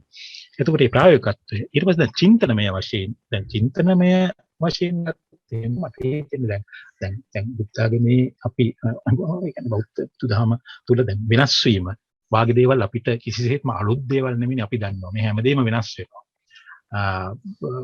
පරිසරය වෙනස් වෙනවා, අපි හදන ගොඩනැගිලි වෙනස් වෙනවා, හැමදේම වෙනස් වෙනවා. එතකොට දැන් කවුරු හරි දෙයක් හදනවා නම් ව්‍යුහයක් හෝ වෙන දෙයක් හෝ හදනවා නම් මේ වෙනස් වීම සම්බන්ධ කරගෙන මේවා මේ කවදා හරි වෙනස් වෙනවා. වෙනස් වෙලා ගිහිල්ලා මේවා කවදා හරි නැති වෙනවා. නැති වෙලා ගිහිල්ලා කවදා හරි මේවා ආපු මේ අර පරිසරයට ආපහු එකතු වෙනවා. දැන් ඔන්න ඔය වගේ අදහසකින් කවුරු හරි යම් දේවල් හදනවා නම් එහෙම හැදිච්ච දේවල් අපි දකිනවා අපේ මේ ස්තූප තාක්ෂණය තුළ, අපේ අර දී ගොඩනැගිලි තාක්ෂණය තුළ. හරි. ඊට පස්සේ අපේ යෝධ තාක්ෂණය තුළ මේ වෙනස කියන එක කාලයත් එක්ක ඇතිවෙනා වූ වෙනස කොහොමද අපි භෞතික පද්ධති වලට මේ ඒ කියන්නේ භෞතික පද්ධති කොහොමද ඇති කරන්නේ මේ වෙනසට ඔරොත්තු දෙන විදිහට කියන්නේ. ඉතින් ඒ අර්ථ වලින් ගත්තාම මම හිතන්නේ තල කීපකින් මේ බෞද්ධ චින්තනය අපිට බලපාව වෙන්න පුළුවන්. අපේ තාක්ෂණය දියුණු අපේ තාක්ෂණයේ මේ අපි කතා කරන කරුණු කාරණා සම්බන්ධයෙන්. දැන් ඔය අපේ චිත්‍ර කලාව චීගිරි දිවංගයේ චීගිරි ගලේ ඇඳපුවා ඒ විදිහට ගත්තා මූර්ති විශාල පෞරාණික උරුමයක් තියෙනවානේ. තින්ත නැති කාලෙක පින්සල් නැති කාලෙක ඒවා හදාගෙන කොහොම හරි කළානේ. එතකොට අපෙන් මේක ඉවතට ගියේ කොහොමද මේ තාක්ෂණික මේ සංස්කෘතිය නැත්නම් ශිෂ්ටාචාරය ටික නිකන් ෆේඩ් වෙලා වගේ නිකන් ඉවතට ගිහිල්ලා වගේ නිකන් දැනුමක් අපිට එහෙම දැනෙනවා. ඔබට ඒක ගැන යමක් කියන්න පුළුවන්ද? සහ තව අතුරු ප්‍රශ්නයක් තමයි පිරමීඩ් තියෙනවානේ. ඊජිප්තු වගේ රටවල හැදිලා ඒ පිරමීඩුයි අපේ මේ මහා විශාල මුලින් හදපු තූපාරාමය කුඩා එකක්.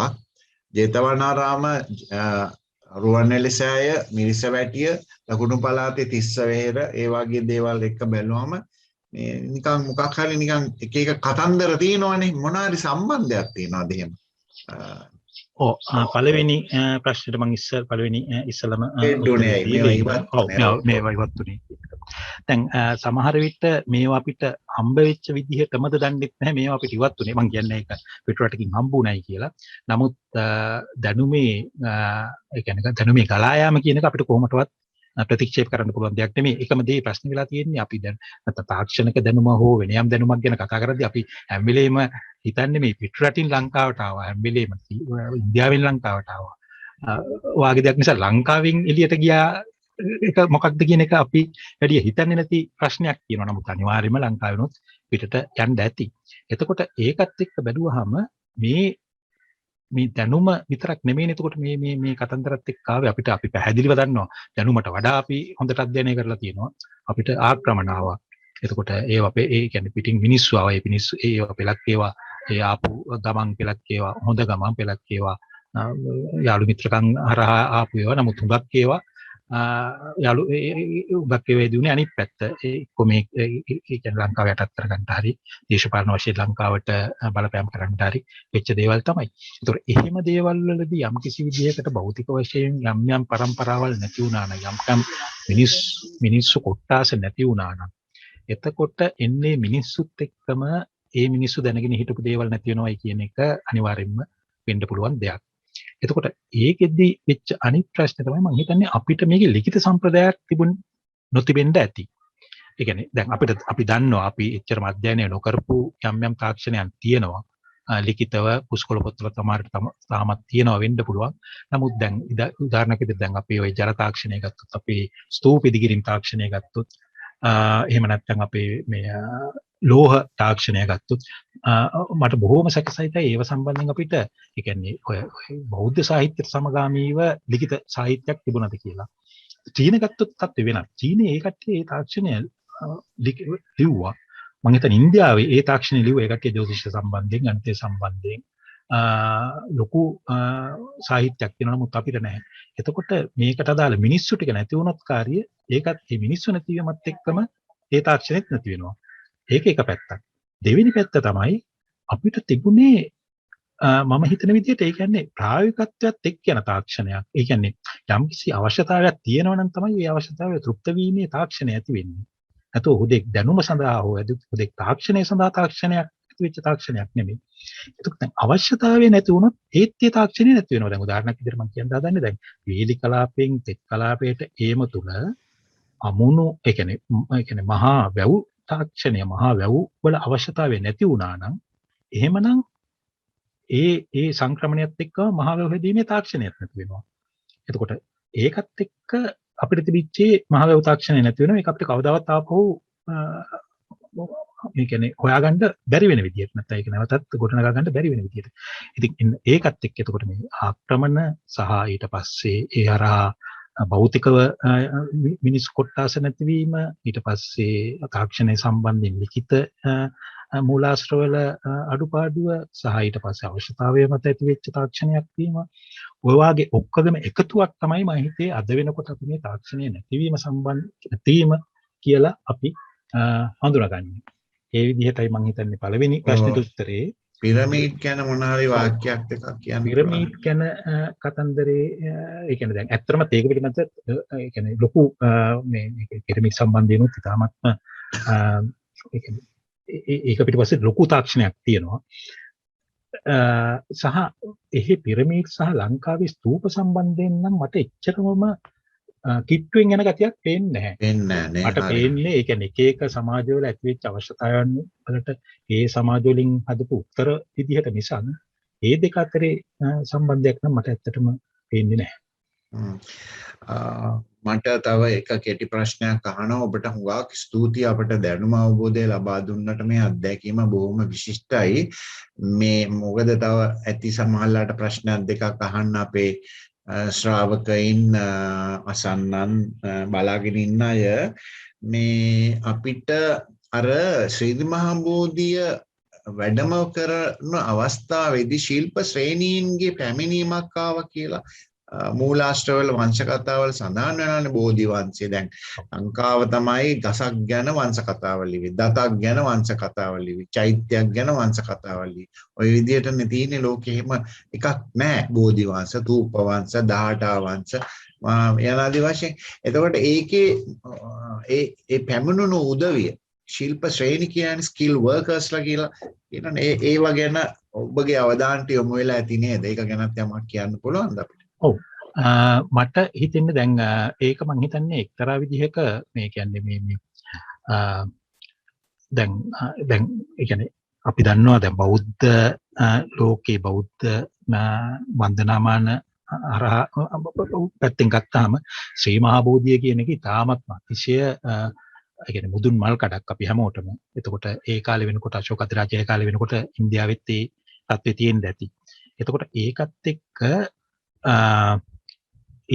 එච්චර වන්දනීය වූ දෙයක් එක තැනකින් තව තැනකට ගෙනියනවා නම් එතකොට ඒකත් එක්ක තවත් ඒකට එක්ක හෝ ඒක ගැන හොයලා බලනවා වෙන්න පුළුවන්. එහෙම නැත්නම් ඒ සිද්ධිය සම්බන්ධයෙන්මත් තව නිකන් තවත් ඒකට තව අපි කියන්නේ දැන් සප්ලිමෙන්ටරි ඩීටේල්ස් කියලා මේකට මේ ඈඳලා තව දේවල් ඈඳිලා ඒ සිද්ධිය වෙන්න ඇති. එතකොට ඒ ඈඳීම් වෙන්න පුළුවන් අපි ඔය අඳුනගන්නේ අද මේ 18 ශ්‍රේණියක් කූකුල 18ක් කූකුල ශ්‍රේණි ආවයි කියන එක. ඒතකොට මේ කට්ටිය ශිල්පීන් කියලා කියනවා, පැහැදිලිව ශිල්පීන් කියලා කියනවා. ඒතකොට ඒ ශිල්ප හරහා අපේ ශිල්ප ශ්‍රේණි ඇති වෙන්න ඇති. පැහැදිලිව. ඒතකොට ඒ ශිල්ප ශ්‍රේණීන් වල මිනිස්සු දිගින් දිගටමත් ඉන්න ඇති. නමුත් මට ඒ කියන්නේ දැන් අපි අද කතා කරපු දේ කොටස් දෙක ගත්තොත් එහෙම මේ ඒ කියන්නේ ඉදිකිරීම තාක්ෂණය සහ අපි වාරිමාර්ග තාක්ෂණය ගත්තොත් මං හිතන්නේ ඒ වාගේ මට ඒ කියන්නේ එන්න ඒ දෙකට අදාළ වෙන විදියට නිකන් ශ්‍රේණි මට්ටමින් ආපු කොටසක් කියලා මට හිතෙන්නේ ඊට වඩා ටිකක් අඩු වෙන නැත්නම් ඊට වඩා මේ නිකන් ලෝ ස්කේල් නැත්නම් අඩු මට්ටමින් ක්‍රියාත්මක වෙච්ච යම් තාක්ෂණ දැනුම් සම්බන්ධ කොටස් වෙන්න පුළුවන් කියලා ඒ විදිහට ආවා. අර දැන් යක්ෂ නාග එහෙම කියලා දැන් නිකන් කතාවට කියනවනේ ජනශ්‍රුතියේ තියෙන යක්කු තමයි මේ බැව් බැන්ද කියලා එහෙම කියනවනේ. ඒ වගේ යක්ෂ වැඩ කරපු මිනිස්සු යෝධයෝ හිටියා කියලා. මම මේ ඒක ගැන ප්‍රශ්න කරන්නට යන්නේ. මම කැමතියි දැන් මගේ කොටස නිම කළා තාරකා මොන හරි ප්‍රශ්න තියෙනවද දන්නේ අපේ තවත් ඇත්තන්ට අහන්න කාලය සීමා සහිත බැවින් අපිට ප්‍රශ්නයකට දෙකකට ඉඩක් දෙන්න පුළුවන්. පුළුවන් සර්. කාටරි ප්‍රශ්නයක් තියෙනවා නම් ඉදිරිපත් කරන්න පුළුවන්. මයික්‍රොෆෝන් ඔන් කරලා ප්‍රශ්න ඉදිරිපත් කරන්න පුළුවන්. නැත්නම් chat box එකට දාන්නත් පුළුවන්. ඇත්තටම මෙතුමාට ඉතාමත්ම ස්තුතිවන්ත වෙන්න ඕනේ. මොකද මානව විද්‍යාව හදාරන සිසුන්ට මේ පැරණි තාක්ෂණික ක්‍රම ගැන අපි අධ්‍යයනයන් සිදු කරනවා. ඒ වුණාට මේකේ ඇත්තටම විද්‍යාත්මක පදනම සම්බන්ධයෙන් අවබෝධයක් ලබා දීම මම හිතන්නේ මේ ඉතාමත්ම වැදගත් දෙයක්.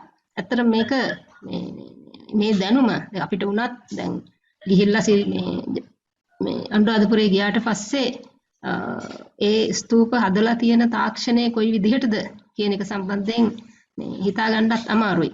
දැන් මෙතුමා ස්තූප කන්ස්ට්‍රක්ෂන් පැත්ත ගැන කතා කරලා එතනින් අනිත් එකට යද්දී මට ඇත්තටම හිතුණා මීට වඩා තව ගොඩක් જાති අපිට දැනගන්න තියෙනවා කියලා මෙතුමාගෙන්. ඒ වගේම ඉරිගේෂන් ටෙක්නොලොජි ගැන කතා කරලත් එතනින් එහාට යද්දී ඒත් මට හිතුණා අපරාධ තව කොච්චර જાති අපිට මේ මෙතුමාගෙන් දැනගන්න පුළුවන්ද කියලා. මම හිතන්නේ අපේ මේ කාලයත් එක්ක ප්‍රමාණවත් නැහැ.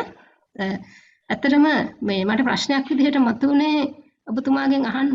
දැන් මේ ඔබතුමා ඉංජිනේරු පීඨේ නියෝජනය කරන නිසා මේ ancient technologies පිළිබඳව අපේ මේ වර්තමාන මේ ඉංජිනේරු ශිෂ්‍යයන්ට දැනුමක් ලබා දීම සිදු කරනවද? ඇත්තටම ඒක ඇත්තටම මම දකින්න එක්තරා සාධනීය දෙයක් විදිහට මේ වෙනකොට ඒ අංශය විවර වෙලා තියෙනවා එක්තරා සීමාවන් සහිතව. හෝ දැන් උදාහරණයක් විදිහට අපි විවෘත විශ්වවිද්‍යාලයේ මේ කියන්නේ history of technology කියන විෂය අපි උගන්වනවා. ඊට පස්සේ ශ්‍රී ජාවදනපුර විශ්වවිද්‍යාලයේ ඉංජිනේරු විද්‍යාපීඨයේ මේ විෂය උගන්වනවා පළවෙනි හෝ දෙවන වසර සිසුන්ට. ඊට පස්සේ මොරටුව විශ්වවිද්‍යාලයේ මේ විෂය උගන්වනවා history of engineering නැත්නම් history of technology and science කියන එක. ඊට පස්සේ කොළඹ faculty of technology වල මේ විෂය උගන්වනවා. අලුතෙන් මම හිතන්නේ පහුගිය අවුරුදු 5-6 ගත්තාම මේ විෂය තම තමන්ගේ විෂය පද්ධති වලට කීප විශ්වවිද්‍යාල මට්ටමින් ඇතුල් වෙලා තියෙනවා. ඇත්තටම ඒක හොඳ සාධනීය ලක්ෂණයක් විදිහටයි මම දකින්නේ. එහෙම දෙයක් තියෙනවා. එහෙම ප්‍රවණතාවයක් තියෙනවා. මම හිතන්නේ අපි මේ මානව විද්‍යාව ශිෂ්‍යයින්ටත් මොකද මානව විද්‍යාවේදී අපි සංස්කෘතික මේ පැත්ත සහ මේ විද්‍යාත්මක පැත්ත කියන දෙකම එකට මේ මිශ්‍ර වෙලා දැනුම ලබා දීම සිදු කරන නිසා මම හිතන්නේ අපේ අයටත් ඉතාමත්ම වැදගත් වෙනවා අපගේ දේශනය. ඇත්තටම ඔබතුමාට ගොඩක්ම ස්තුතියි මේ දේශනය පැවැත්වීම සම්බන්ධයෙන්. අපි ඉදිරියේදීත් ඔබතුමාගේ සහයෝගය බලාපොරොත්තු වෙනවා අපේ ශිෂ්‍යයන්ට මේ තාක්ෂණික දැනුම ලබා ගැනීම සම්බන්ධයෙන්. අනිවාර්යයෙන්ම ඕන වෙලාවක මම ඉතිසිතින් කැමති මේ සම්බන්ධ වෙන්න ඕන වෙලාවක කියන්න මම මම හිතන්නේ ප්‍රශ්න මම හිතන්නේ කවුරු හරි මේ ආචාර්ය බෝහිංගම මම දැක්ක ප්‍රශ්නයක් නගන්න උත්සාහ කරනවායි කියලා. ඉඩ දෙන්න එතුමාට අහන්න. ඔයිංගම මාතේ ඉන්නවද? මම ඉන්නවා. ඇත්තටම මේ බොහොම ස්තුතියි. දැන් මට නම් මේ ප්‍රශ්නයකට වඩා එකක් මම කනගාටු මේ මම වෙනත් දේශනයක අදින අපි කැම්පස් එකකින් පවත්වන තවත් දේශනයකට නිසා මුල් කොටස මට මිස් වුණා. ඒ නිසා මේ තාමත්ම ඉතිරි කොටස මම තාමත්ම මේ ප්‍රශංසනීයයි ආචාර්ය ජයවර්ධනගේ දේශනය. ආචාර්ය බොහින් ජයවර්ධන චන්ද්‍ර ජයවර්ධන මහත්මයාගේ දේශනේ මේ දැන් අර අපි මේ කවුද මේ ප්‍රනීත අබේසුන්දර මහත්මයා ඇහුවා මේ අර තාක්ෂණීය හුවමාරුණාද කියලා. කියන්නේ ඒක චන්ද්‍ර උත්තරයක් දුන්නේ. ඇත්තටම චන්ද්‍රේ ඇත්තටම තාක්ෂණීය හුවමාරුණා. දැන් ඒ තාක්ෂණීය හුවමාරුණා දැන් අපි දන්නේ නැත්තේ අපේ තාක්ෂණي අනිත් පැති වලට ගියපු හැටි තමයි එච්චර දන්නේ නැත්තේ වැඩි. දැන් මම මේ ඊයේ පෙරේදා දේශනයකට සම්බන්ධ වුණා. මම ආරාධනා කරා ඉන්දියාවේ මේ IIT ගාන්ධිනගර වල මගෙත් එක්ම ඉගෙන ගත්ත කෙනෙකුට මේ දේශනයක් කරන්න. මම මේ ගැන මමත් ඔය රාජකීය ආසියාතික සංගමයේ දේශනේදී මම කිව්වා ඒක. දැන් අපි හිතන් ඉන්නේ සමහර ඒවා කියන්නේ උදාහරණයක් විදිහට වීදුරු තාක්ෂණයට සම්බන්ධ පබළු තාක්ෂණයේ ඇතැම් දේවල් ඒවා සමහර ලාවට දැනට ඒක මම මගේ ආචාර්ය උපාධියත් කිව්වා.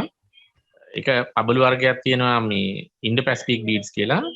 ඒවා සමහර ලාවට ඒවා ලෝකේ පුරාම ගිහිලා තියෙනවා. මෙහි ඉඳන් නැගෙනහිර අප්‍රිකාව දක්වා අනිත් පැත්තෙන් චීනය දක්වා ලෝකේ පුරාම ව්‍යාප්ත වෙලා තියෙනවා. ඒවා සමහරලාට ඇත්තටම ඒ වගේ ආරම්භයක් මෙතෙක් කල ඉඳන් හිටිය සමහරට ඉන්දියාවේ අරිකමේඩු වල කියලා. හුඟක් වෙලාවට ඒක මම තරක කෙරුවේ ඒවා සමහරට මහාතිත් වල හරි අනුරාධපුරේ හරි සිද්ධ වෙන්නේ නැති. එතකොට මේ ඒ වගේ මේ දැන් චන්දර හොඳටම දන්නවා මේ අපේ වානේ තාක්ෂණය පිළිබඳ කාරණාවේදී ජිල්ජුලෙෆ් කියනවා සමහරලාට මේ තාක්ෂණයේ අග්නිදිග ආසියා පැත්තට හුඟක් වෙලාවට ලංකාවෙන් සමහරට යන්නේ නැති වගේ කියන එහෙම ඒවා හුවමාරු අඩුතරම් අපි කියමු හුවමාරුණයි කියලා. එතකොට ලෝකෙ හුඟක් තැන්වල සිද්ධලා තියෙන්නේ එහෙම තාක්ෂණයේ හුවමාරුණාම ඇතැම් ප්‍රදේශවල ඒවා තුලම ඒ ප්‍රදේශවල වෙනම වර්ධනයෙන් සිද්ධ වෙනවා. ඒතර වාරි කර්මාන්තරය සම්බන්ධ ඒවත් හුඟක් වෙලාවට එහෙම නෙවෙයි. ඒ වගේ නෙවෙයි. ඇත්තටම ඊටත් කලින් ආචාර්ය සිරාන්දර්ණී කළ තර්ක කෙරුවා මේ ඔය බලංකටු වර්ගයක් තියෙන බුදුහාමුදුරුවෝ පහළ වෙච්ච කාලෙට දකුණු උතුරු ඉන්දියාවේ පහළ වෙච්ච බලං වර්ග තියෙනවා. ඒ සමහර ඒවා අපි කියන ග්‍රේවියා වගේ කියලා කියන ඒවා. ඒ වගේම උතුරු ඉන්දියාවෙන් තමයි ආවේ කියලා. හැබැයි එතුමා තර්ක කෙරුවා අනුරාධපුරයේ තිබිච්ච සාධකානුව තරායනුකූලව හුඟක් වෙලාවට ඒවා අනුරාධපුරයේ වෙන්නේ නැති මේ ඉන්දියාවට ඉස්සරින් ඇති උනේ කියලා. එතකොට උතුරු ඉන්දියාවට කලින් ඒවා ලංකාවේ ඇතුණයි කියලා කියන්න මේ අතම රූලේටඩ් වෙලා කියලා කියනවා වගේ ඒවා සමහරට ලංකාවේ එක ස්ථානයක් වෙන්නේ නැති කියලා. ඉතින් දැන් මේ අදහස් හුඟක් වෙලාවට ලෝකේ පිළිගන්න තත්වයක් තියෙනවා. කියන්නේ අඩුම තරමින් ඒවා උතුරු ඉන්දියාව නෙවෙයි කියන්නේ ඒ කියන ඔය අපි ග්‍රේවියා ෆැමිලි කියලා කියනට අදාළ සමහර ඒවා හුඟක් වෙලාවට ෆයින් වෙයා ෆැමිලි කියලා එකට කියනවා. ඒ වගේ ඒවා සමහරවල් අනුරාධපුරෙත් වෙන්නේ නැති ස්ථානයක කියලා. අඩුම තරමින් ඒවා එක තැනක නෙවෙයි ස්ථාන ගණනාවක සම්භාව්‍ය වෙන්නේ නැති කියලා. ඒ නිසා මේ වගේ වෙලා තියෙන අපේ මේ විශේෂයෙන්ම පුරාවිද්‍යාත්මකව කියන්නේ ද්‍රව්‍යාත්මක සංස්කෘතිය පිළිබඳව කෙරලා තියෙන පර්යේෂණ වල තියෙන හිඟකම, ඒවා විද්‍යාත්මක කාල නිර්ණය කරලා තියෙන මේ වගේ හිඟකම, ඒවා විද්‍යාත්මක ඵල වෙලා තියෙන ප්‍රමාණයේ තියෙන හිඟකම වගේ දේවල් තමයි තියෙන්නේ. එහෙම නැත්නම් හුඟක් වෙලාවට ලංකාව අර චන්දන කියවා අපි පිහිටලා තියෙන තැන අනුව ඉන්දියානු සාගරයේ උතුරු නැගෙනහිර බටහිර යාකරණ මධ්‍යස්ථානයක පිහිටා තියෙන නිසා හුඟක් වෙලාවට මේ තාක්ෂණය අපට ලැබුණා. ඒ වගේම අපෙන් අනිත් තැන් වලටත් ලැබුණා. ඉතින් ඒක තමයි මට කියන්න තියෙන නිසා තාක්ෂණික හුවමාරුව තිබුණා. අපි මේ පිළිබඳ කරලා තියෙන පරිශ්‍රණ මදි චන්දන කිව්වා වගේ දැන් උනන්දුවක් තියෙනවා. ඒ සමහරලාට ඉන්දියාවේ සමහර ප්‍රදේශවල තියෙන වගේ මට්ටමට තාම නැහැ. ඒක තමයි මට කියන්න තියෙන්නේ. බොහොම ස්තුතියි. බොහොම ස්තුතියි. ඔබ ගැනත් අපි මේ පොත් පෙන්නකොට කිව්වා නම කියලා මේ විජේරත්න බෝහිංගම ආචාර්යතුමා සම්බන්ධ වුණා කියලා. ඉතින් මට කියන්න තියෙන්නේ ඊටමත් අපේ ගෞරවය තඥතාව පළ කරන ප්‍රසාදය ආචාර්ය චන්දන ජයවර්ධන විද්වතානන්ට ඒ වගේම අදහස් දැක්වූ ආචාර්ය නිලුම් ඒ වගේම විජේරත්න බෝහිංගම අපේ විද්වතානන්ටත් තාරකා ඔබට බාරයි මෙම කතිකාව මෙම සංഭാෂණය නිම කරන්නට. බොහොම ස්තුතියි. බොහොම ස්තුතියි සර්. මේ අවස්ථාවේදී මම කැමතියි ස්තුති කරන්න විශේෂයෙන්ම අද අපේ මේ පළවෙනි විද්වත් දේශන මාලාවට දායකත්වයේ සම්ප්‍රදායකත්වයේ සැපයූ ආචාර්ය චන්දන ජයවර්ධන මහත්මයාට විශේෂයෙන්ම මේ වගේ නෙළුම් මැඩම් ප්‍රනිත් සර් කිව්වා වගේ අගනා දැනුම් සම්භාරයක් අප වෙනුවෙන් අපත් එක්ක බෙදා හදා ගැනීම පිළිබඳව ඔබතුමාට අපේ අධ්‍යනාංශයේ විශේෂ ස්තුතිය පිරිනමනවා. ඒ වගේම තමයි මෙහෙයවීම සම්බන්ධයෙන් මහාචාර්ය ප්‍රනීත අබේසුන්දර මහත්මයාටත් විශේෂයෙන්ම ස්තුතිවන්ත වෙනවා. ඒ වගේම අපේ අධ්‍යනාංශය අපේ අධ්‍යංශ නියෝජනය කරමින් සහභාගී වුණු සියලුම ආචාර්ය මණ්ඩලයට විශේෂයෙන්ම ආචාර්ය නෙළුම් කාන්තිලතා මහත්මිය ඇතුළු ආචාර්ය මණ්ඩලයේ සියලු දෙනාටමත් ස්තුතියි. ඒ වගේම අපත් එක්ක හැම වෙලේම එකතු වෙන අපේ ශිෂ්‍ය ශිෂ්‍යාවන්ට බොහොමත්ම ස්තුතියි මේ සම්බන්ධයෙන් අපිත් එක්ක සහභාගී වෙනවාට. බොහොම ස්තුතියි සියලුම දෙනාට. බොහොම ස්තුතියි සර් නැවතත් ඔබතුමා. බොහොම ස්තුතියි. බොහොම ස්තුතියි.